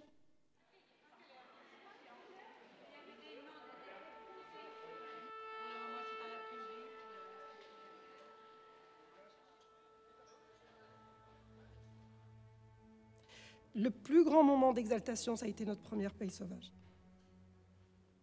Je crois que là, on a touché, si vous voulez, on a touché du doigt le fait que c'était possible. Quel pays? Est-ce qu'on garde la paye intacte? Est-ce qu'on fait salaire égal pour tous? Ou est-ce qu'on fait une coupe entre les deux? Encore aujourd'hui, ce qui est une des grosses plaies, c'est qu'il y a trop de différences entre les gens qui gagnent beaucoup et ceux qui gagnent rien. Or là, on va se payer. Qu'est-ce qu'on fait? Il faut que tout le monde soit payé pareil. Bon, d'accord, mais à quel niveau? Ah, surtout pas au niveau des cadres. Oui, mais quand même pas au niveau du SMICAR. Non, alors quel milieu? Oui, mais si tu payes celui-là comme ça, celui-là, il va être lésé. Alors là, tout fuse, hein, tout ressort. Alors. Un travailleur qui était au chômage, c'était le cas des travailleurs de l'IP, touchait, à cette époque, 42% de son salaire antérieur. On vendait des montres, c'est-à-dire qu'on prenait tous les mêmes risques. Moi, j'avais pensé, je n'étais pas le seul, il y avait quelques personnes du comité d'action derrière moi, dont Marc Géin, qu'on pouvait faire non pas un salaire égal pour tous, mais un complément de salaire égal pour tous. Et bien sûr, Redness, il avait vécu 68 sur le tas. Donc, il était encore vraiment dans le remue-ménage de ce moment-là. Il a encore les slogans dans la tête. Puis bon, puis il était jeune. Hein. Il avait l'idéal évangélique, bon, les oiseaux du ciel, etc., etc. Mais, ce qu'il oubliait le gens, ça marchait bien du côté des jeunes. Mais dès que vous arriviez chez les couples, et notamment chez les couples qui avaient une dizaine d'années de mariage, bon, on pensait aux problèmes de la famille. Oui, mais moi, comment que je vais faire? Moi, je peux pas rester. Moi, si c'est ça, je suis obligé de trouver du boulot ailleurs. J'ai construit, qu'est-ce que tu veux? J'ai acheté mon appartement, j'ai ma bagnole à payer, qu'est-ce que je paye une info? Donc, chaque mois, j'ai le tiers ou la moitié de ma paye qui gicle là. Oui, il faut le dire qu'au niveau de la CFDT, on n'était pas déjà d'accord entre nous. Moi, j'ai toujours défendu la thèse qu'il fallait hiérarchiser la paye, depuis le début. Je pense que le comité d'action, et ça c'était sa force, a toujours essayé de monnayer son idéalisme, hein, son utopie, au contact de la réalité. Jean Raguenet, c'était le personnage qui représentait la théorie de dire non, vous ne pouvez pas refaire les pays telles qu'elles existaient, c'est le moment ou jamais de démontrer. Ben oui, alors là, moi je vois toujours les gens se lever. Oui, mais dire Agnès, toi, si tu as un problème, tu peux retourner dans ton abbaye chez tes curés. Nous, l'huissier, il nous foutra dehors, tu comprends? C'était ça. Alors c'est vrai que moi, par exemple, j'étais pas chargé de famille. J'ai pas de femme, j'ai pas d'enfant. C'est vrai que d'une certaine façon, on pouvait me considérer un peu comme irresponsable. Et pourtant, je n'étais pas tout à fait irresponsable, du moins je ne le crois pas. Hein. Donc, c'est vrai que je ne prenais pas les mêmes risques. Là, on était face à des problèmes de justice, d'égalité, et puis on est bien obligé d'appliquer parce que sinon, ben, on aurait fait égal pour tous, il y avait 150 personnes ou 200 qui s'en allaient. Et le conflit, ben, c'était un... Chaque fois qu'on pouvait rajouter une personne, c'était bon. Chaque fois qu'il y en a deux qui s'en allaient, c'était mauvais. Hein, parce que, ah ben lui, il est parti. Oh, bah tiens, moi, je vais chercher aussi. Et tout de suite, ça vite fait, là, la pelote de laine. Hein. Et c'est peut-être pourquoi, en fin de compte, j'ai fini par me dire, remballe tes billes, mon petit gars. Ce sera pour la prochaine fois. Mais pour l'instant, c'est pas mûr. C'était la sagesse, quoi. Bien que ce soit pas normal que... Il y a des gens qui touchaient leur salaire et puis qui faisaient pas grand-chose dans la lutte. Et puis, vous en avez qui bossaient beaucoup dans la lutte et puis qui avaient un salaire 2 fois moindre. En réunion de préparation, Charles Madé Raymond t'annoncera la paye sauvage. Alors maintenant, tranquillement et tous ensemble, nous allons aller toucher notre paye.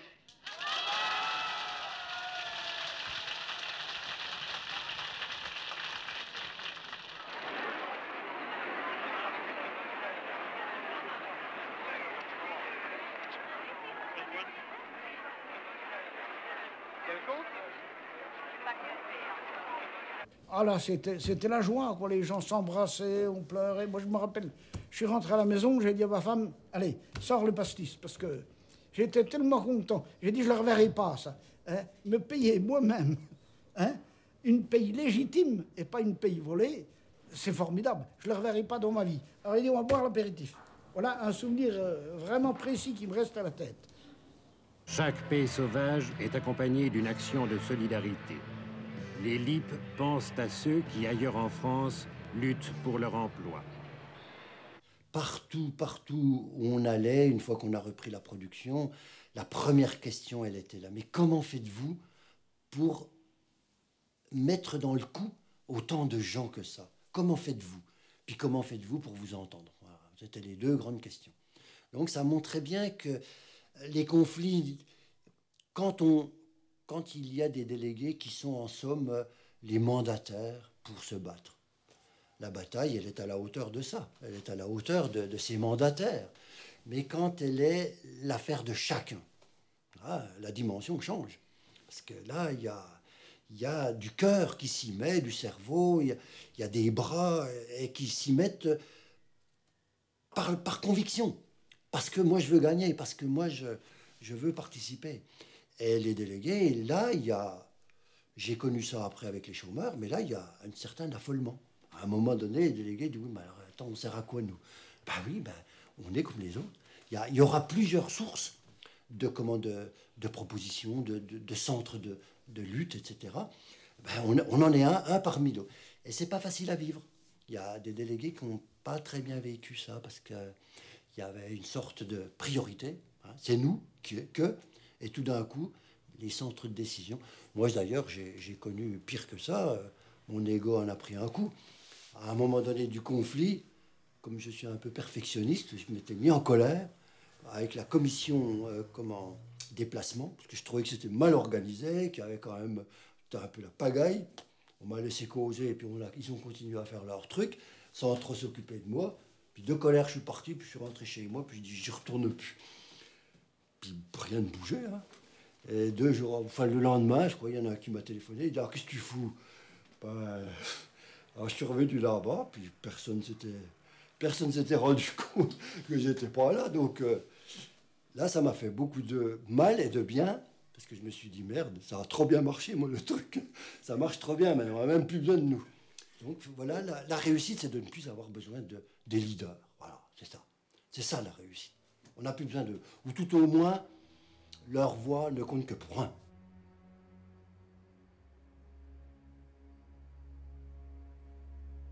C'était le pilier. C'est le pilier. Si tu veux, quand tu étais avec lui, tu étais tranquille. On bossait, mais tu étais tranquille. Piaget était là, on était tranquille. C'est celui qui, de très loin, a traduit le mieux l'âme des Lippes, en général. Tous les Lippes avaient une grande confiance en lui. Et je crois que tous se retrouvaient à travers lui. Et bon, ben, il était là, il s'est trouvé devenu un peu... Enfin, on a créé un peu un personnage, quoi, une vedette. C'était devenu l'homme du jour. Il y a peu de grands leaders, et Charles était un grand leader, qui n'est pas succombé aux sirènes du pouvoir. Et Charles n'a jamais succombé aux sirènes du pouvoir. Il a aimé d'une certaine façon, parce qu'on aime avoir un micro, on aime mener une foule de 1000 travailleurs, on aime être en tête des manifestations. Qui n'aimerait pas ça? Par contre, ce qu'on peut lui reprocher, nous, les non-saints, c'est le fait que quand on sortait avec lui et qu'il fallait aller dans un restaurant, qu'il fallait aller dans un hôtel, le restaurant c'était toujours trop beau et trop cher, surtout pour manger un radis puis boire un verre d'eau minérale. Les hôtels, il fallait surtout pas de moquette parce que ça coûtait trop cher. C'était Saint-Charles. D'ailleurs, on disait, il y a Saint-Charles qui parle. Un jour, on est parti 4 jours à la Confédération et à d'autres endroits, et on mangeait pas. Et puis le 4e jour, moi j'avais faim, et Charles a sorti une pomme de sa poche, il a ouvert en deux, il m'a dit tiens, voilà une moitié de pomme. Alors je disais toujours, avec Charles, on part 4 jours avec une pomme pour 4 jours et 4 hommes.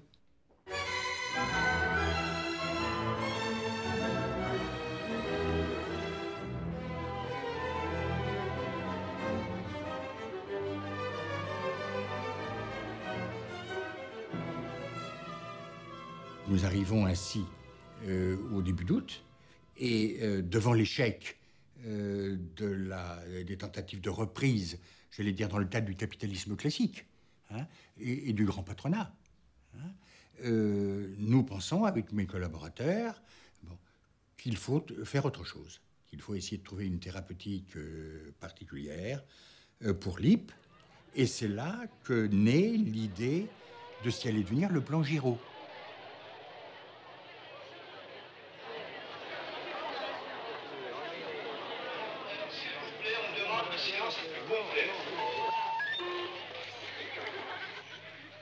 J'ai le désir de rencontrer les différentes organisations syndicales. Alors, successivement, à 17h pour la CGC, à 17h30 pour la CFDT, à 18h...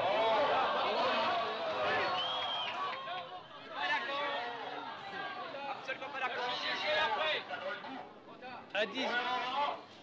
vous permettez que je finisse? Oui. Non. Oui, bien. Autrement dit, monsieur Giraud, vous êtes venu ici pour installer la division. Voilà. Vous n'avez pas à imposer. Nous disons, nous y allons ensemble. Le but commun, c'est d'essayer de faire repartir les affaires. On est bien d'accord là-dessus. Le problème actuellement, il est de savoir si on a la volonté de repartir avec le potentiel humain ici, ou si on veut sabrer, si on veut repartir avec le seul intérêt économique, le seul intérêt du profit. Il est là le problème.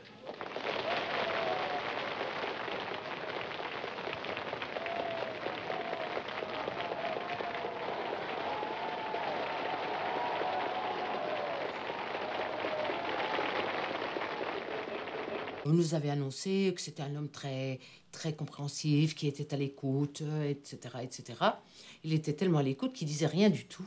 Tous les projets qu'il concoctait, invariablement, laissaient un paquet de gens sur le carreau. Donc il y avait 180, 200, etc. personnes qui n'étaient pas reprises.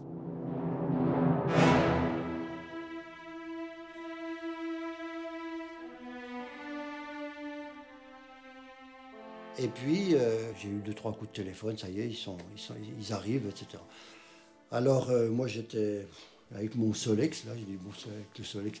Ouais, bah écoute, tu vas pas venir avec ton Solex, c'est pas ça qui va nous aider. T'attends, on t'envoie une voiture avec une sono, et puis quelqu'un viendra te prendre. Bon, alors j'ai attendu. Et puis il y a une fille qui est arrivée, que je connaissais pas, qui était d'ailleurs pas de LIP, une fille de l'union locale ou je sais pas où, qui est venue me prendre. Et puis donc, alors, il y avait la sono, tout, on dit, bon, ben, impec, on y va, on est monté, passé par le bois. Et puis on arrive près de l'usine, pof, barricadé, quoi. Non, avant d'arriver vers l'usine, on était dans Palante. Donc les flics, il y a une voiture de police qui nous serre et puis qui nous coince, s'arrête. Les flics qui disent, vous n'avez pas le droit d'avancer plus loin, puis de toute façon, la sono qui est sur le toit, on va vous la confisquer. Il dit, bon, on va se battre. Alors, il y avait 3 flics dedans. Il dit, comment on va se battre? Ben, on va se battre parce que nous, il n'est pas question. Ben, la fille et puis moi, on se bat.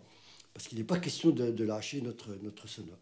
Alors ils sont vite allés à leur machin, là, comment on appelle ça, là, Donc ils ont communiqué avec la préfecture de police, puis la préfecture de police a dit arrêtez, c'est pas la peine, ne provoquez pas.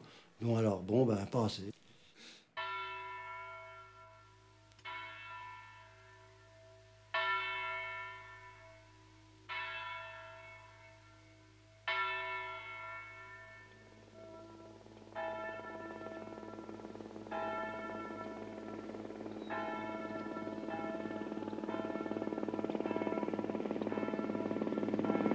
Il y en avait qui pleuraient, il y en avait...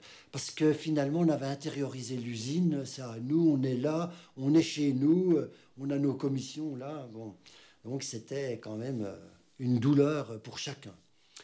Et le pouvoir ne se trompe pas quand il occupe une usine, il sait bien que ça fait mal et que ça met en difficulté les grévistes.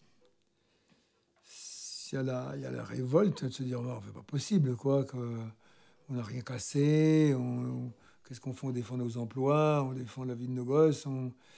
C'est disproportionné, quoi, de voir. Et puis bon, ben, il faut tout de suite. Il faut réagir, il faut organiser. Sachez qu'en France, des millions de travailleurs voudraient être à votre place, voudraient être ici, chez lui, pour nous soutenir. Et on va bien voir qui est-ce qui va triompher, si c'est la justice ou si c'est l'injustice. Nous sommes la justice, la logique.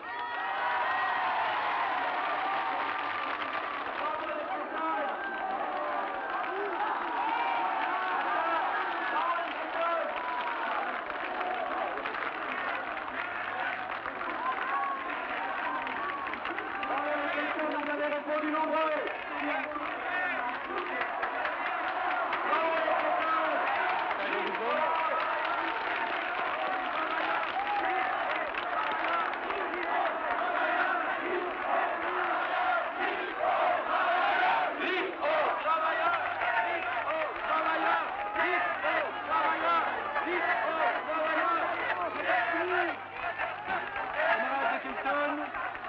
Camarade de Kelton, merci. Bon, alors, il y a un bruit qui avait couru, que Piaget a été arrêté. Mais il y a des copains qui rentrent et qui disent non, ils le suivent, mais tout va très bien. Piaget arrive, vous voyez, paraît-il. C'est donc que la police n'a pas osé. Oui, le voilà. Ça vous tombe.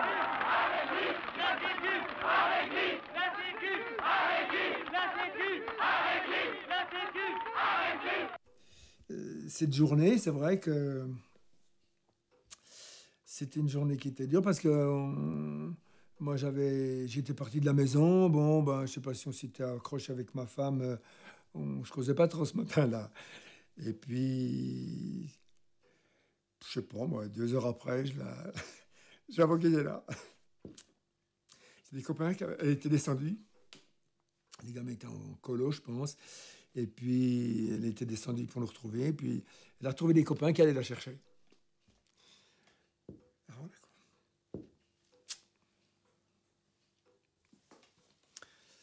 On a immédiatement créé une manifestation sur Besançon. Ça a été spontané. Et déjà là, on a eu énormément d'appui.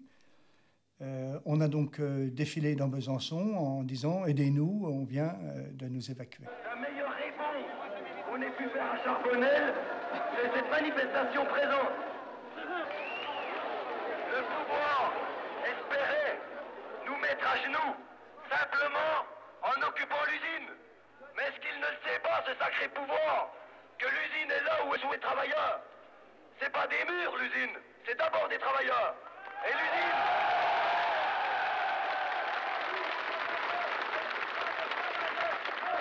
Pauvre Charbonnel, l'usine, on va la reconstruire.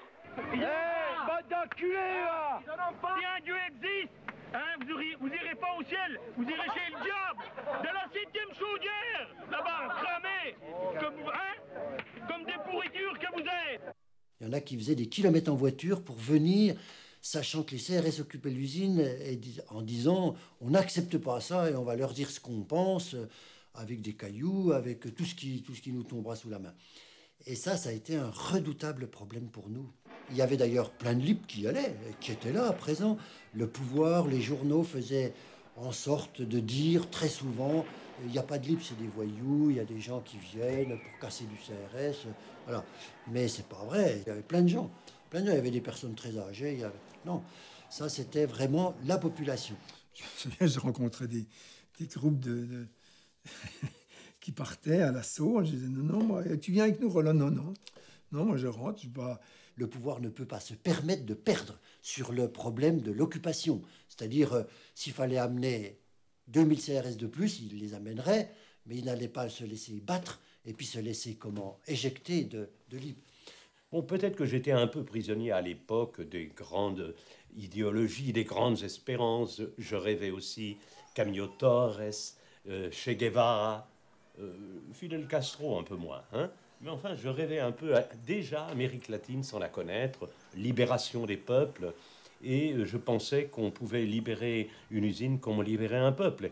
Et donc, d'une certaine façon, c'est vrai que je me suis laissé séduire par les sirènes de la violence. Mais je ne suis jamais allé vraiment jusqu'à la violence. Je ne crois pas. Sauf une seule fois. Mais bon, une fois, c'est permis. Oui, dans l'usine, il s'était d'ailleurs entraîné. Bah oui, avant l'occupation, il y avait un petit camp d'entraînement dans la verdure, là-bas, où il lançait des cocktails, etc. Bon. Donc on voyait bien que le cercle allait s'agrandir et puis nous emprisonner dans une bataille où le pouvoir nous avait fixés. Alors bon, on n'avait pas à avoir une attitude intransigeante en disant on ne veut plus voir quelqu'un là-bas. C'était ça nous était demandé. Il faut que vous dénonciez. Non, on ne veut pas dénoncer. On dit simplement qu'il faut revenir pour se battre sur l'axe principal. Et petit à petit, ils sont revenus. Mais ça a mobilisé beaucoup d'énergie, hein. Tous ceux qui étaient en prison et tout. Et là, l'imagination de Lippe, une fois de plus, a rebondi. Hein, on s'est dit, bon, on n'a plus d'usine. Eh bien, il faut qu'on la reconstruise ailleurs. On va dire que c'est Besançon, tout Besançon qui est notre usine. Et donc, on va occuper Besançon. Comment? Bien. On a occupé le gymnase Jean Zay. Les assemblées générales, on le faisait au cinéma Luxe. Comme on n'avait plus de restaurant, on est allé au Fort Brogis et on a créé un restaurant dans le Fort Brogis. Et on avait aussi un atelier de montage quelque part dans Besançon. C'est-à-dire qu'on s'était redéployé sur 4 ou 5 sites à Besançon et que même si on avait perdu l'usine, on avait perdu l'espace de Palante, mais comme disait Piaget, l'usine est là où sont les travailleurs et où les travailleurs aussi la reconstruisent.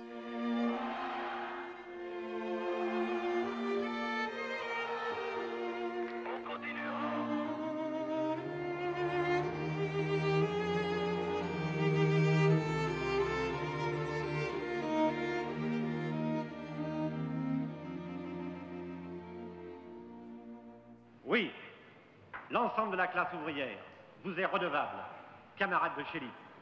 Vous avez montré qu'à l'heure où l'organisation capitaliste du travail éclate, une autre organisation du travail est possible. Il est possible à une collectivité consciente, mobilisée, de vivre une démocratie intense, où toutes les phases de l'action sont discutées, décidées et contrôlées collectivement.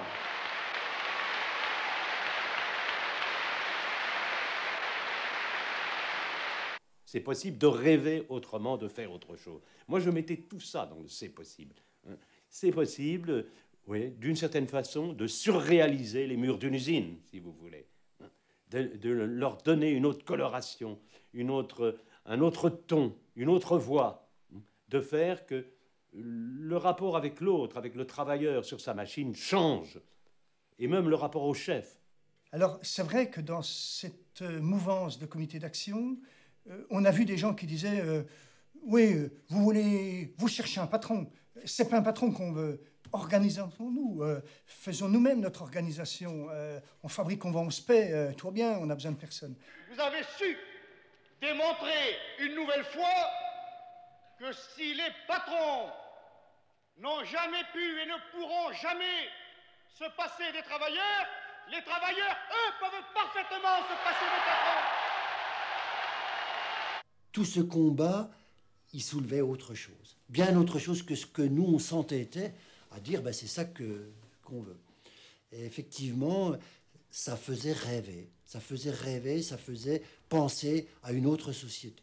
J'espère que la voix du bon sens se fera enfin entendre et que le négociateur que nous avons désigné arrivera à une conclusion.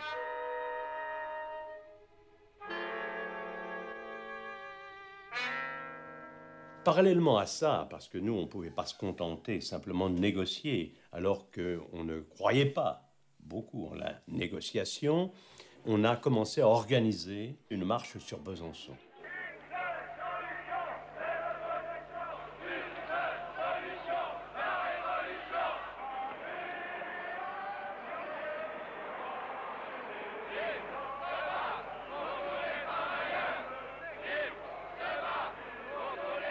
Ceux qui étaient déjà arrivés près de la gare, les derniers n'étaient pas encore partis, et Dieu s'en faut, de Château-Farine, qui avait encore 8 km à faire, vous voyez.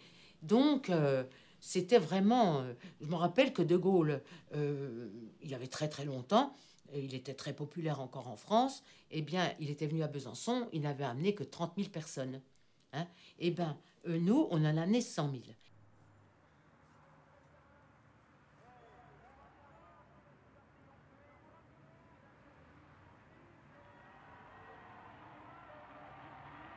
Et puis j'ai terminé avec la phrase que j'avais l'habitude de dire, quoi. Seul tu peux rien, ensemble tout est possible. Alors il y a eu toute cette marée humaine qui a applaudi. D'ailleurs on s'embrassait même en se disant peut-être une autre fois. Ça nous dégoulinait de partout, on était crottés évidemment jusqu'à la tête. Mais quelle joie d'avoir eu ce soutien. Très bien, une bonne manif. Ce qu'il y a, c'est que les manifs, bon, ben, le lendemain matin est vite là, quoi. Et le lendemain matin, bon, bah, si on se retrouvait face aux propositions Giraud. Est-ce qu'ils veulent qu'il y ait un problème qui se pose simplement sur 159 personnes ou bien sur 1300 personnes? Ça, c'était extrêmement grave. Donc il y avait 3 positions. 2 qui étaient très proches l'une de l'autre, celle du comité d'action et puis de la CFDT, et puis celle de la CGT qui était totalement différente puisque la CGT proposait d'accepter de voter oui au plan Giraud. C'est exactement l'inverse du but que nous avons poursuivi depuis le début. Non au licenciement, non au démantèlement, et plus profondément, nous voulons que la communauté reste unie. Vous avez vu que M. le ministre demandait à ce que le reste comme industriel. J'y mettrai mes conditions si le personnel le désire d'une façon très précise et le manifeste avec une écrasante majorité. Et attention, une majorité qui soit une majorité de vote de tout le monde et non pas une farce de vote avec des assemblées qui sont dites générales, mais il n'y a que quelques personnes et qui votent à main levée au lieu que ce soit dans une atmosphère de calme.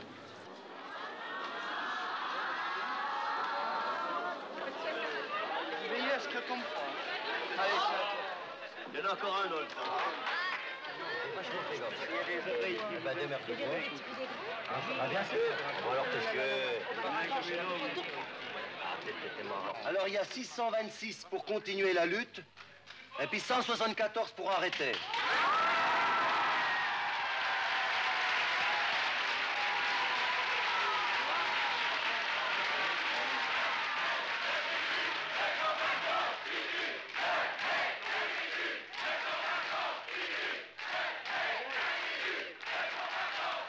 Monsieur Mercey, vous venez d'être mis en minorité. Qu'est-ce que vous allez faire maintenant?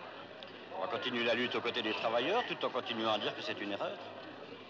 Vous allez prendre la position qui vient d'être choisie par les travailleurs. Nous prendrons la position choisie par les travailleurs, mais nous continuerons à dire qu'ils ont tort. D'un côté, je commence à m'interroger pour savoir s'il ne faut pas quand même continuer à tenter quelque chose, malgré ce refus, qui nous rend très malheureux au ministère, parce qu'on y avait tout de même beaucoup travaillé avec Henri Giraud.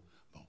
Et d'autre part, la détermination des LIP, qui ont une grande partie de l'opinion, qui continue à les soutenir, bon, demeure intacte, blocage. Et puis j'ajoute que le lendemain du 12 octobre, bon, l'élément politique qui apparaît, avec la déclaration du Premier ministre. Je dis LIP, c'est fini. Je répète que LIP, c'est fini. Je considère que le vote du 12 octobre, effectivement, a marqué la fin de l'affaire LIP. À partir du moment où on ne veut pas des soins du médecin, eh bien nous considérons que le médecin n'a qu'à se retirer et que l'affaire, effectivement, est terminée. Donc après le 12 octobre, quand on a eu refusé le plan Giraud, bon, c'était une chose, mais ensuite ça a été un peu la traversée du désert. Et on n'avait plus de solution. On ne savait plus très bien où on allait et on craignait une démobilisation des travailleurs de LIP. Ces jours qui vont venir et où les LIP auront besoin de l'ensemble de la solidarité de la population byzantine. En effet, il est possible, et c'est prouvé par plusieurs plans, que l'IP peut et doit repartir avec l'ensemble de ses activités, sans démantèlement, sans licenciement. Je suis moi-même en état de blocage, et même effectivement de contradiction. Mon collègue Giscard d'Estaing me dit l'impression que vous voulez essayer de sauver ces types, il n'y a rien à faire, laissez-les, sinon ils vont véroler tout le corps social et économique. Il faut les punir, le mot a été employé, il faut les punir, qu'ils soient chômeurs et qu'ils le restent. Et finalement, c'est en coulisses, finalement, c'est au niveau de la CFDT et d'une partie du PSU qui a eu une recherche pour une autre solution qui a débouché à travers Ribou, Gillet, les patrons de l'époque qui étaient en opposition avec le patronat, le CNPF officiel. Ces patrons-là voulaient, d'une certaine façon, soigner leur image de marque. Rappelons-le, à une époque, 73, où le chômage était encore peu de choses. Il y avait 300 ou 400 000 chômeurs en France, pas plus, et le chômage était de courte durée. Donc le chômage n'était pas le problème social que nous connaissons aujourd'hui, et qu'un patron pouvait justement s'enorgueillir d'être intelligent et de faire participer des travailleurs. Antoine Riboud a souhaité que LIP devienne pour lui le moyen de prouver à ses pairs, qui étaient restés assez imperméables à son discours, qu'il avait raison et que lui pouvait résoudre un problème qui, depuis 1 an, empoisonnait la vie sociale. On demande à un directeur de Publicis, M. Neufgendaire, qui, lui, n'est pas un spécialiste de reprise des entreprises en difficulté, comme était Giraud, comme les polytechniciens du ministère de l'Industrie, mais qui est plutôt un commercial, même si, je crois, il est centralien d'origine, un ingénieur, hein, c'est ça. Et c'est un homme d'études de marché. J'ai tout de suite dit oui, ce qui était sans doute une imprudence, mais je ne l'ai jamais regretté, car je pense que avoir dirigé LIP et m'être introduit ainsi dans cette saga est pour moi un peu l'honneur de ma vie. Mais je dois dire que j'ai eu les fois et que 3 jours avant que je ne dise définitivement oui, dans l'appartement de Michel Rocard à Maine-Montparnasse, petit appartement, ses collaborateurs ont fait autour de moi une danse du scalp, alors que j'avais dit non, j'irai pas, c'est trop difficile. Il y a trop d'obstacles, trop d'adversaires, c'est pas possible de le faire, et m'ont convaincu, comme militant du PSU, comme militant, d'y aller, c'était mon devoir. Et je me souviens à l'époque avoir discuté avec Charles, mais peut-être me cachait-il la vérité, ça j'en sais rien, c'est à lui qu'il faut le demander, mais qui me disait, mais ouais, il y a quelque chose, la FGM travaille beaucoup, mais pour l'instant on ne sait pas trop, enfin, etc. Moi j'ai eu l'impression que lui aussi était un peu paumé, et que d'une certaine façon, cette solution industrielle, dans son principe, nous a échappé. On s'est acheminé vers les accords de Dole, qui ont été signés le 29 janvier 1974. Une condition était posée, hein, c'était que le trésor de guerre soit remis intégralement.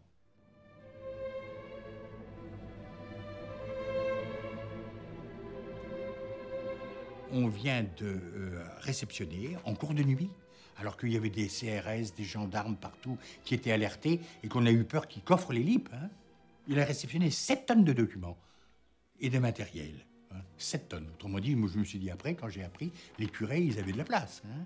Bon, 7 tonnes de documents. De 15 000 à 20 000 montres. Donc ils en avaient pris 60 000, ils en avaient donc vendu 40 000. Ils avaient travaillé. Hein. Bon. 2 millions de francs, au franc près. Tous les comptes étaient prêts. Les accords de Dole donc prévoyaient le redémarrage de toutes nos activités industrielles et aussi la réembauche de tous les travailleurs à terme. Et le terme qui avait été fixé, c'était décembre 74. D'où le slogan de notre ami Roland Vito, 830. Pour lui, il avait bien compté. Il restait encore 830 travailleurs de libre au 31 décembre. Et il n'en a pas démordu. Donc, pour nous, c'était au-dessus de ce qu'on pouvait envisager, parce que je rappelle quand même que nous cherchions un patron. Il n'était jamais question qu'on reprenne l'entreprise nous-mêmes. Et puis, il y a eu le jour où les premiers ouvriers sont revenus dans l'usine. Seulement à peu près 80 entraient pour être embauchés, donc voilà, ils entraient, c'était très symbolique, hein, des travailleurs qui avaient été privés de leur outil de travail, privés de leur emploi, il y en avait 80 d'entre eux qui entraient, mais les autres restaient sur le parking. Réunis devant l'entreprise, où dans quelques minutes, les premiers réembauchés vont rentrer, et où dans les mois à venir, l'ensemble des travailleurs de l'IP devront retrouver leur place. Aussi, pour nous, la lutte n'est pas terminée, car aujourd'hui, plus nombreux sont ceux qui ne franchiront pas la grille. Aussi, ce matin, nous sommes ici pour signer le pacte qui nous lie. Nous lutterons tous ensemble jusqu'à ce que le dernier ait franchi cette grille. Maintenant, nos camarades vont rentrer. Le salut que nous leur adressons n'est qu'un au revoir. Camarades, l'IP vie.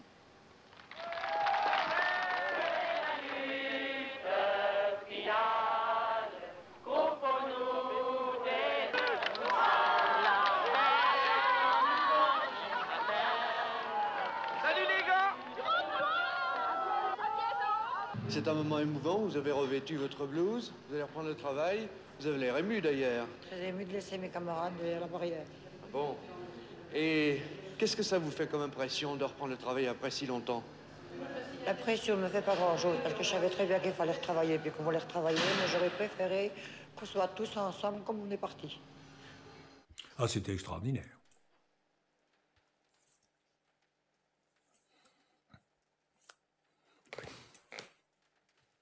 Extra. Assez fabuleux. Ils étaient tous là. Cette mission qu'on m'a confiée, c'était de rentrer le premier. Je rappelle quand même que je n'étais absolument pas volontaire. Au contraire, il fallait que je remette en route l'atelier de taillage. Le discours de Vito, oui, moi je l'ai entendu, hein, parce qu'on n'est pas rentré en courant. Hein. Vito a une voix qui porte. Hein. C'est vrai que c'est un discours de syndicaliste. C'est vrai, et qui rappelait les accords de Dole en disant nous, de ce côté-ci de la barrière, nous n'oublierons pas les accords de Dole. Mais il avait raison de le rappeler. Mais il faut aussi comprendre que moi, j'étais tellement mal à l'aise que j'avais un peu tendance de prendre comme une agression personnelle ce discours. En un mot, j'étais à peu près convaincu qu'il s'adressait à moi, quoi, d'un air de dire « Attends, tu ne seras pas tranquille tant que... » Voilà, quoi. Ouais, ben oui, c'était ainsi, quoi. Pour beaucoup de gens, les LIP ont gagné. Et bravo, ils s'étaient fêtés partout. Or, nous, on avait la façon de mener le combat, de contrôler, de faire des choses. Et tout d'un coup, c'est plus nous qui sommes les maîtres du jeu. C'est quelqu'un qui est extérieur, c'est avec ses propres critères, ses propres règles. C'est un patron. Et qui introduit le fait qu'il peut choisir à son rythme qui il veut embaucher et qui ne veut pas embaucher. Parce que de 80 jusqu'à 830, ça en fait quand même pas mal qui sont en dehors du coup. Hein, plusieurs centaines. Alors tous les autres ont été mis dans différents types de stages, un peu partout dans Besançon. Et on n'allait plus être ensemble. Ce qui faisait notre force, c'était d'être ensemble. Alors, tous les jours, réfléchir ensemble. Alors fatalement, là, on allait souffrir, quoi. La solidarité, est-ce qu'elle va tenir? On était vachement solidaires, mais maintenant, la preuve, c'est qu'il y en a qui travaillent. Ben oui, mais c'est l'accord de dol. Ouais, ça fait rien. Ah, il paraît que là-bas, maintenant, tu sais, ils pensent plus guère à nous. Ah, il paraît, vous savez que tu as entendu dire ça. Ben oui, ben voilà, bon. Il y avait l'inquiétude, une inquiétude terrible. C'est toujours un drame. Vous aviez 800 personnes dehors qu'on avait mis en parking formation. C'était les premières fois que ça se passait. Ça a été un chantier expérimental dans lequel ils s'ennuyaient profondément car ils n'avaient pas toujours, il y a eu des stages remarquables. Et puis il y en a eu d'autres qui ne valaient rien. Et où ces ouvriers qui avaient tous dans les mains de la magie, c'était de fabuleux ouvriers professionnels, s'emmerdaient dans ces stages, avaient peur que je ne les reprenne pas. On disait et on faisait pression sur moi pour me dire vous ne devez pas reprendre ni Piaget, ni Vito, ni bien entendu Ragnès qui retourne au séminaire. Et dans les premiers 80, il y avait eu Burgy. Burgy qui était aussi un des responsables. Et puis, tu apprends qu'une personne qui a été rembauchée sur qualité technique, au bout d'un mois, elle se retrouve dans un bureau, adjoint au chef du personnel, par exemple. Il n'y a pas besoin il n'y a pas l'utilité d'un adjoint au chef du personnel. Et ça la fout moche parce que c'était un des principaux responsables de la section. Claude Neuschwander m'a appelé dans son bureau en me disant « Écoutez, voilà, je voudrais qu'on puisse revoir les conditions de travail. Moi, je crois que vous pouvez également jouer un rôle. Est-ce que vous accepteriez? Vous qui connaissez beaucoup de monde, qui avez aussi cette habitude de négociation, est-ce que vous pourriez pas... J'ai demandé à réfléchir. Ensuite, j'en ai parlé à mes collègues. Là, il y a eu une opposition frontale. En me faisant remarquer que, ben non, tu peux pas accepter, tu ne peux pas accepter d'aller à côté de la direction. Enfin, Raymond, réfléchis, qu'est-ce que tu es en train de nous dire, là? Tu ne peux pas. Alors, c'est là où, véritablement, les idées se sont séparées, quoi. Moi, je prétends que, ayant toujours les mêmes convictions, étant beaucoup plus proche de la direction, je pouvais vérifier que le plan se déroule bien. Et puis, pourquoi moi, Raymond Burgy, qui connaissait quand même la mécanique, l'horlogerie, je ne pouvais pas apporter quelque chose au niveau de l'organisation des ateliers. Finalement, malgré le désaccord d'une bonne partie de la CFDT, j'ai accepté. Alors là, j'ai carrément été traité de traître. Je suis toujours un traître pour certains. On avait cette lacune, nous, les LIP, c'est qu'on n'a pas su concilier l'individu, ses aspirations et la lutte collective. On a peut-être sous-estimé le fait que les aspirations personnelles avaient aussi leur place.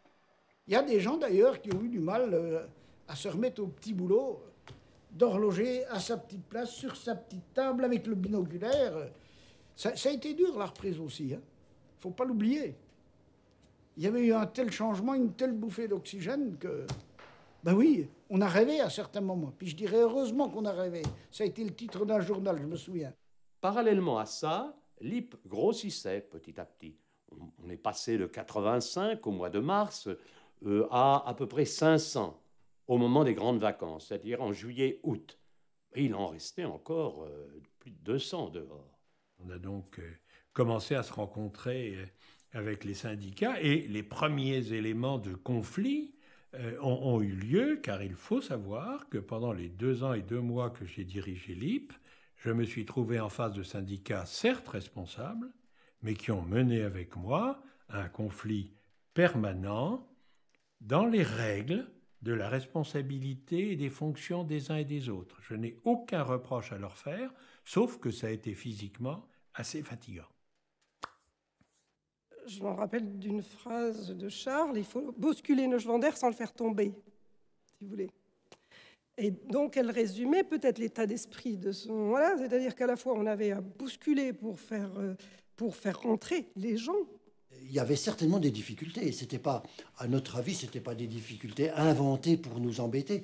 Mais quand même, on savait que si on ne s'accrochait pas sur cet accord, il y aurait toujours des raisons supplémentaires pour le repousser. C'était pas toujours facile, parce que les copains qui étaient à l'intérieur, eux aussi, ils avaient un peu le discours de la direction. Ils disaient, attention les gars, il faut pas qu'on mette en péril l'entreprise. Hein. On peut pas aller trop vite, vous comprenez.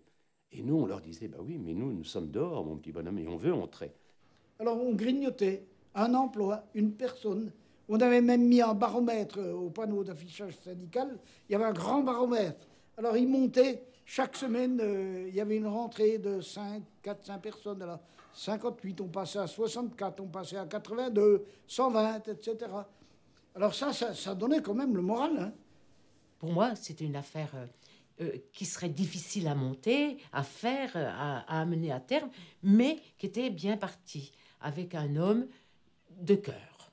Voilà, j'ose aller jusque-là. Il y a toute une dynamique de côté de la direction qui faisait qu'elle se présentait comme une direction aussi progressiste, de quelqu'un qui voyait l'entreprise autrement. Par exemple, Claude Neuchandaire, hein, qui savait le goût des libres pour les assemblées générales, eh ben, il avait réactivé ces assemblées générales, et tous les 3 mois, il y avait une assemblée générale qui réunissait tout le personnel, et mais cette fois, la direction prenait aussi la parole. Et puis alors, Neuschwander, c'était tout de même quelqu'un de très différent de ce qu'on avait pu connaître. Très ouvert, il allait au restaurant, il n'hésitait pas à aller s'asseoir avec la table d'autres.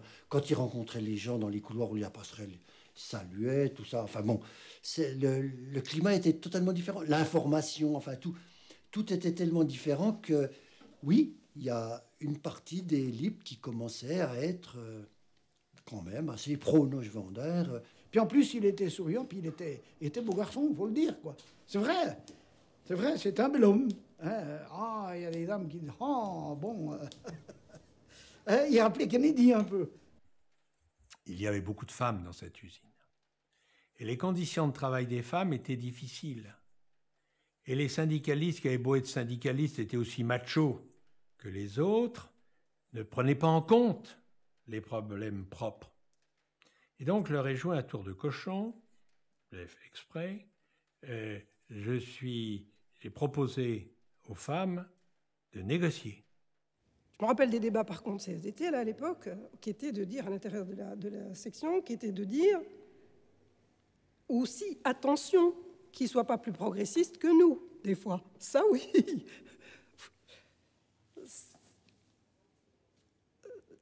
Il fallait qu'on soit dans le coup. Mais il y a toujours eu ces tendances qui disaient de toute façon, il est en train de vous enfumer. Alors ça, le mot, je ne sais pas, parce qu'on est dans des endroits où le Haut-Doubs n'est pas loin, puis qu'on parle des fumoirs à saucisses, mais attention, il va vous enfumer.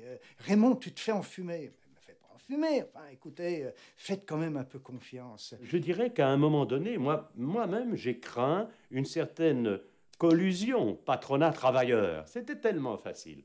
Hein. Autant... Quand vous êtes avec une équipe de dirigeants infects, eh ben, c'est l'opposition franche. Hein, et donc, il n'y a pas de compromission possible, pas de compromis possible. Autant, quand vous êtes devant une équipe ouverte, eh ben, tout est possible.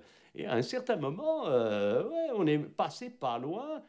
J'ai une culture politique suffisante pour savoir que la collaboration de classe, ça ne se fait pas.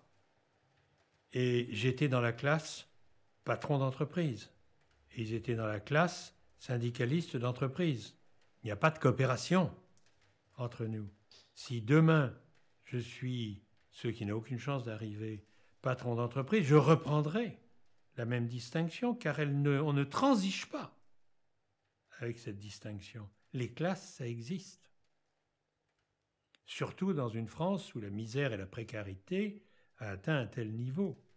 Je n'ai donc pas eu avec eux de complicité, même s'il y avait une affinité très forte. Il était venu me voir à mon établi en me disant, bon, là je suis un petit peu méchant, mais je me rappelle, alors donc je vais le dire, il me dit, ah, Jean Raganès, vous savez, je vois Lippe à l'horizon, je ne sais plus quel était l'horizon, mais dans 10 ans plus tard, si tu veux, avec 5000 personnes réunissant pratiquement toutes les potentialités de l'horlogerie franc-comtoise. Si, il m'avait dit ça. C'était sympathique. Mais bon... C'est pour dire que Neuschwander, il voyait loin. Il avait des vues... il voyait Lippe à long terme. C'est dommage qu'il ait été fracassé. C'est dommage qu'on l'ait fracassé. Mais il voyait Lippe à long terme. Comme une usine moderne, avec des gens bien de leur peau. Et les tout derniers Lippe, en fait, ont été réintégrés dans la première semaine, à ma connaissance, de 1975. Et là, les 830 étaient de fait à Lippe. Exactement à la date prévue, Lippe vient de sortir les Galaxies chez les horlogers bijoutiers. Lippe, rien ne se fait bien sans passion.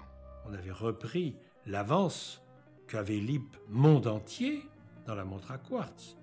On avait repris le réseau des horlogers bijoutiers. L'affaire Lippe était viable et fonctionnait. Et puis, très vite, finalement, les choses se termineront mal. Parce que non seulement on va laisser dépérir Lippe, mais je tiens au mot, on l'a assassiné. Et c'est là où il faut regarder ce qui s'est passé et qui a organisé la fin de Lippe. Quand, au mois de septembre 1975, la crise du pétrole a amené François Sérac, président du patronat, et le Premier ministre de l'époque, un certain Jacques Chirac, à considérer qu'il allait y avoir un impact sur les entreprises, des fermetures d'entreprises et autres, ils se sont dit, si on ne fait rien, ces entreprises vont être autant de petits Lippe. Ils ont donc fait le choix politique de casser Lippe.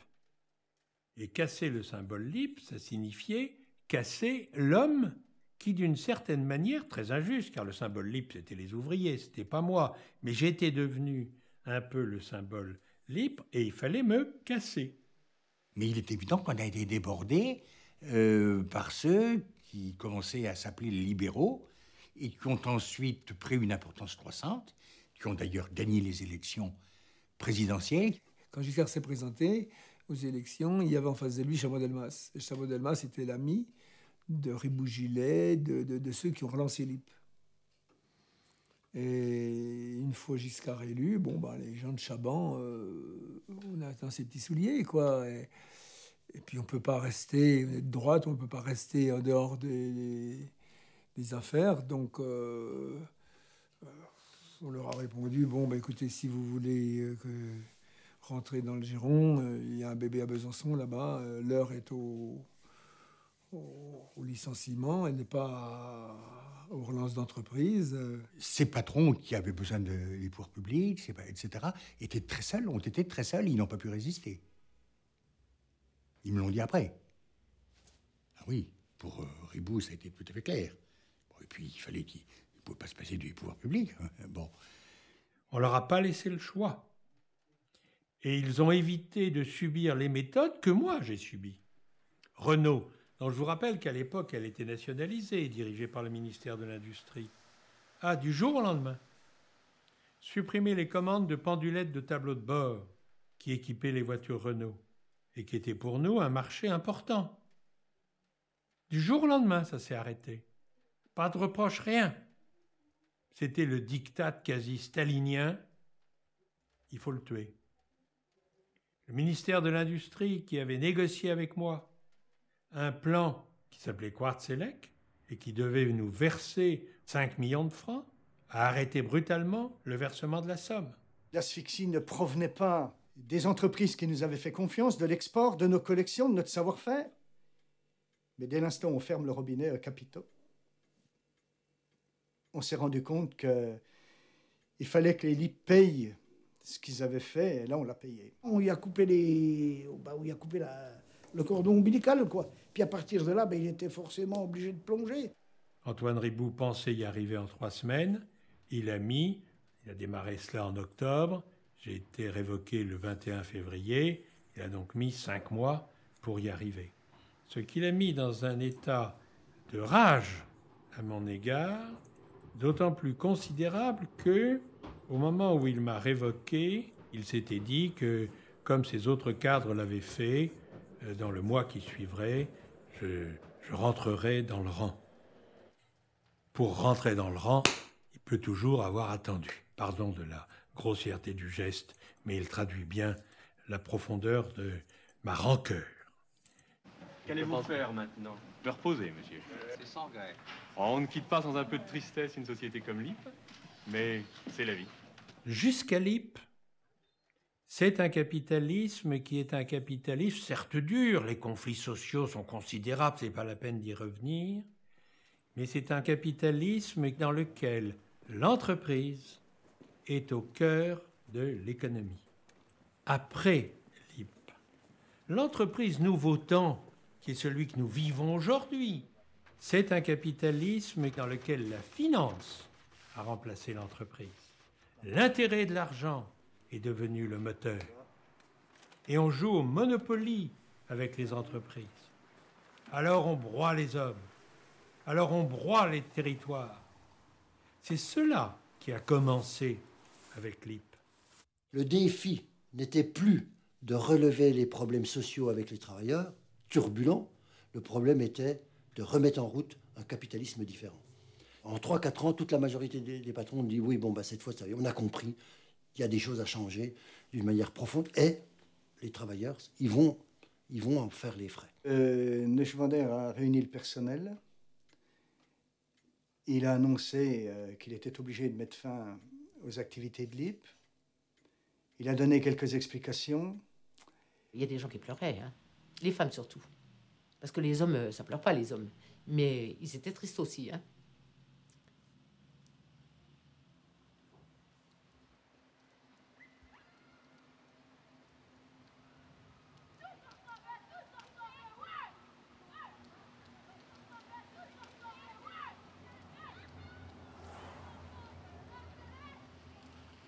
« 20 ans après, venant un jour à Besançon, les délégués syndicaux m'ont dit « On va vous faire voir où était le trésor de guerre ». Et donc ils m'ont emmené en un lieu dont j'ai juré que jamais je ne le révélerai, où avait été le trésor de guerre. Je leur ai dit « Mais pourquoi vous voulez garder ainsi le secret ?» Et ils m'ont dit « Ça peut servir ».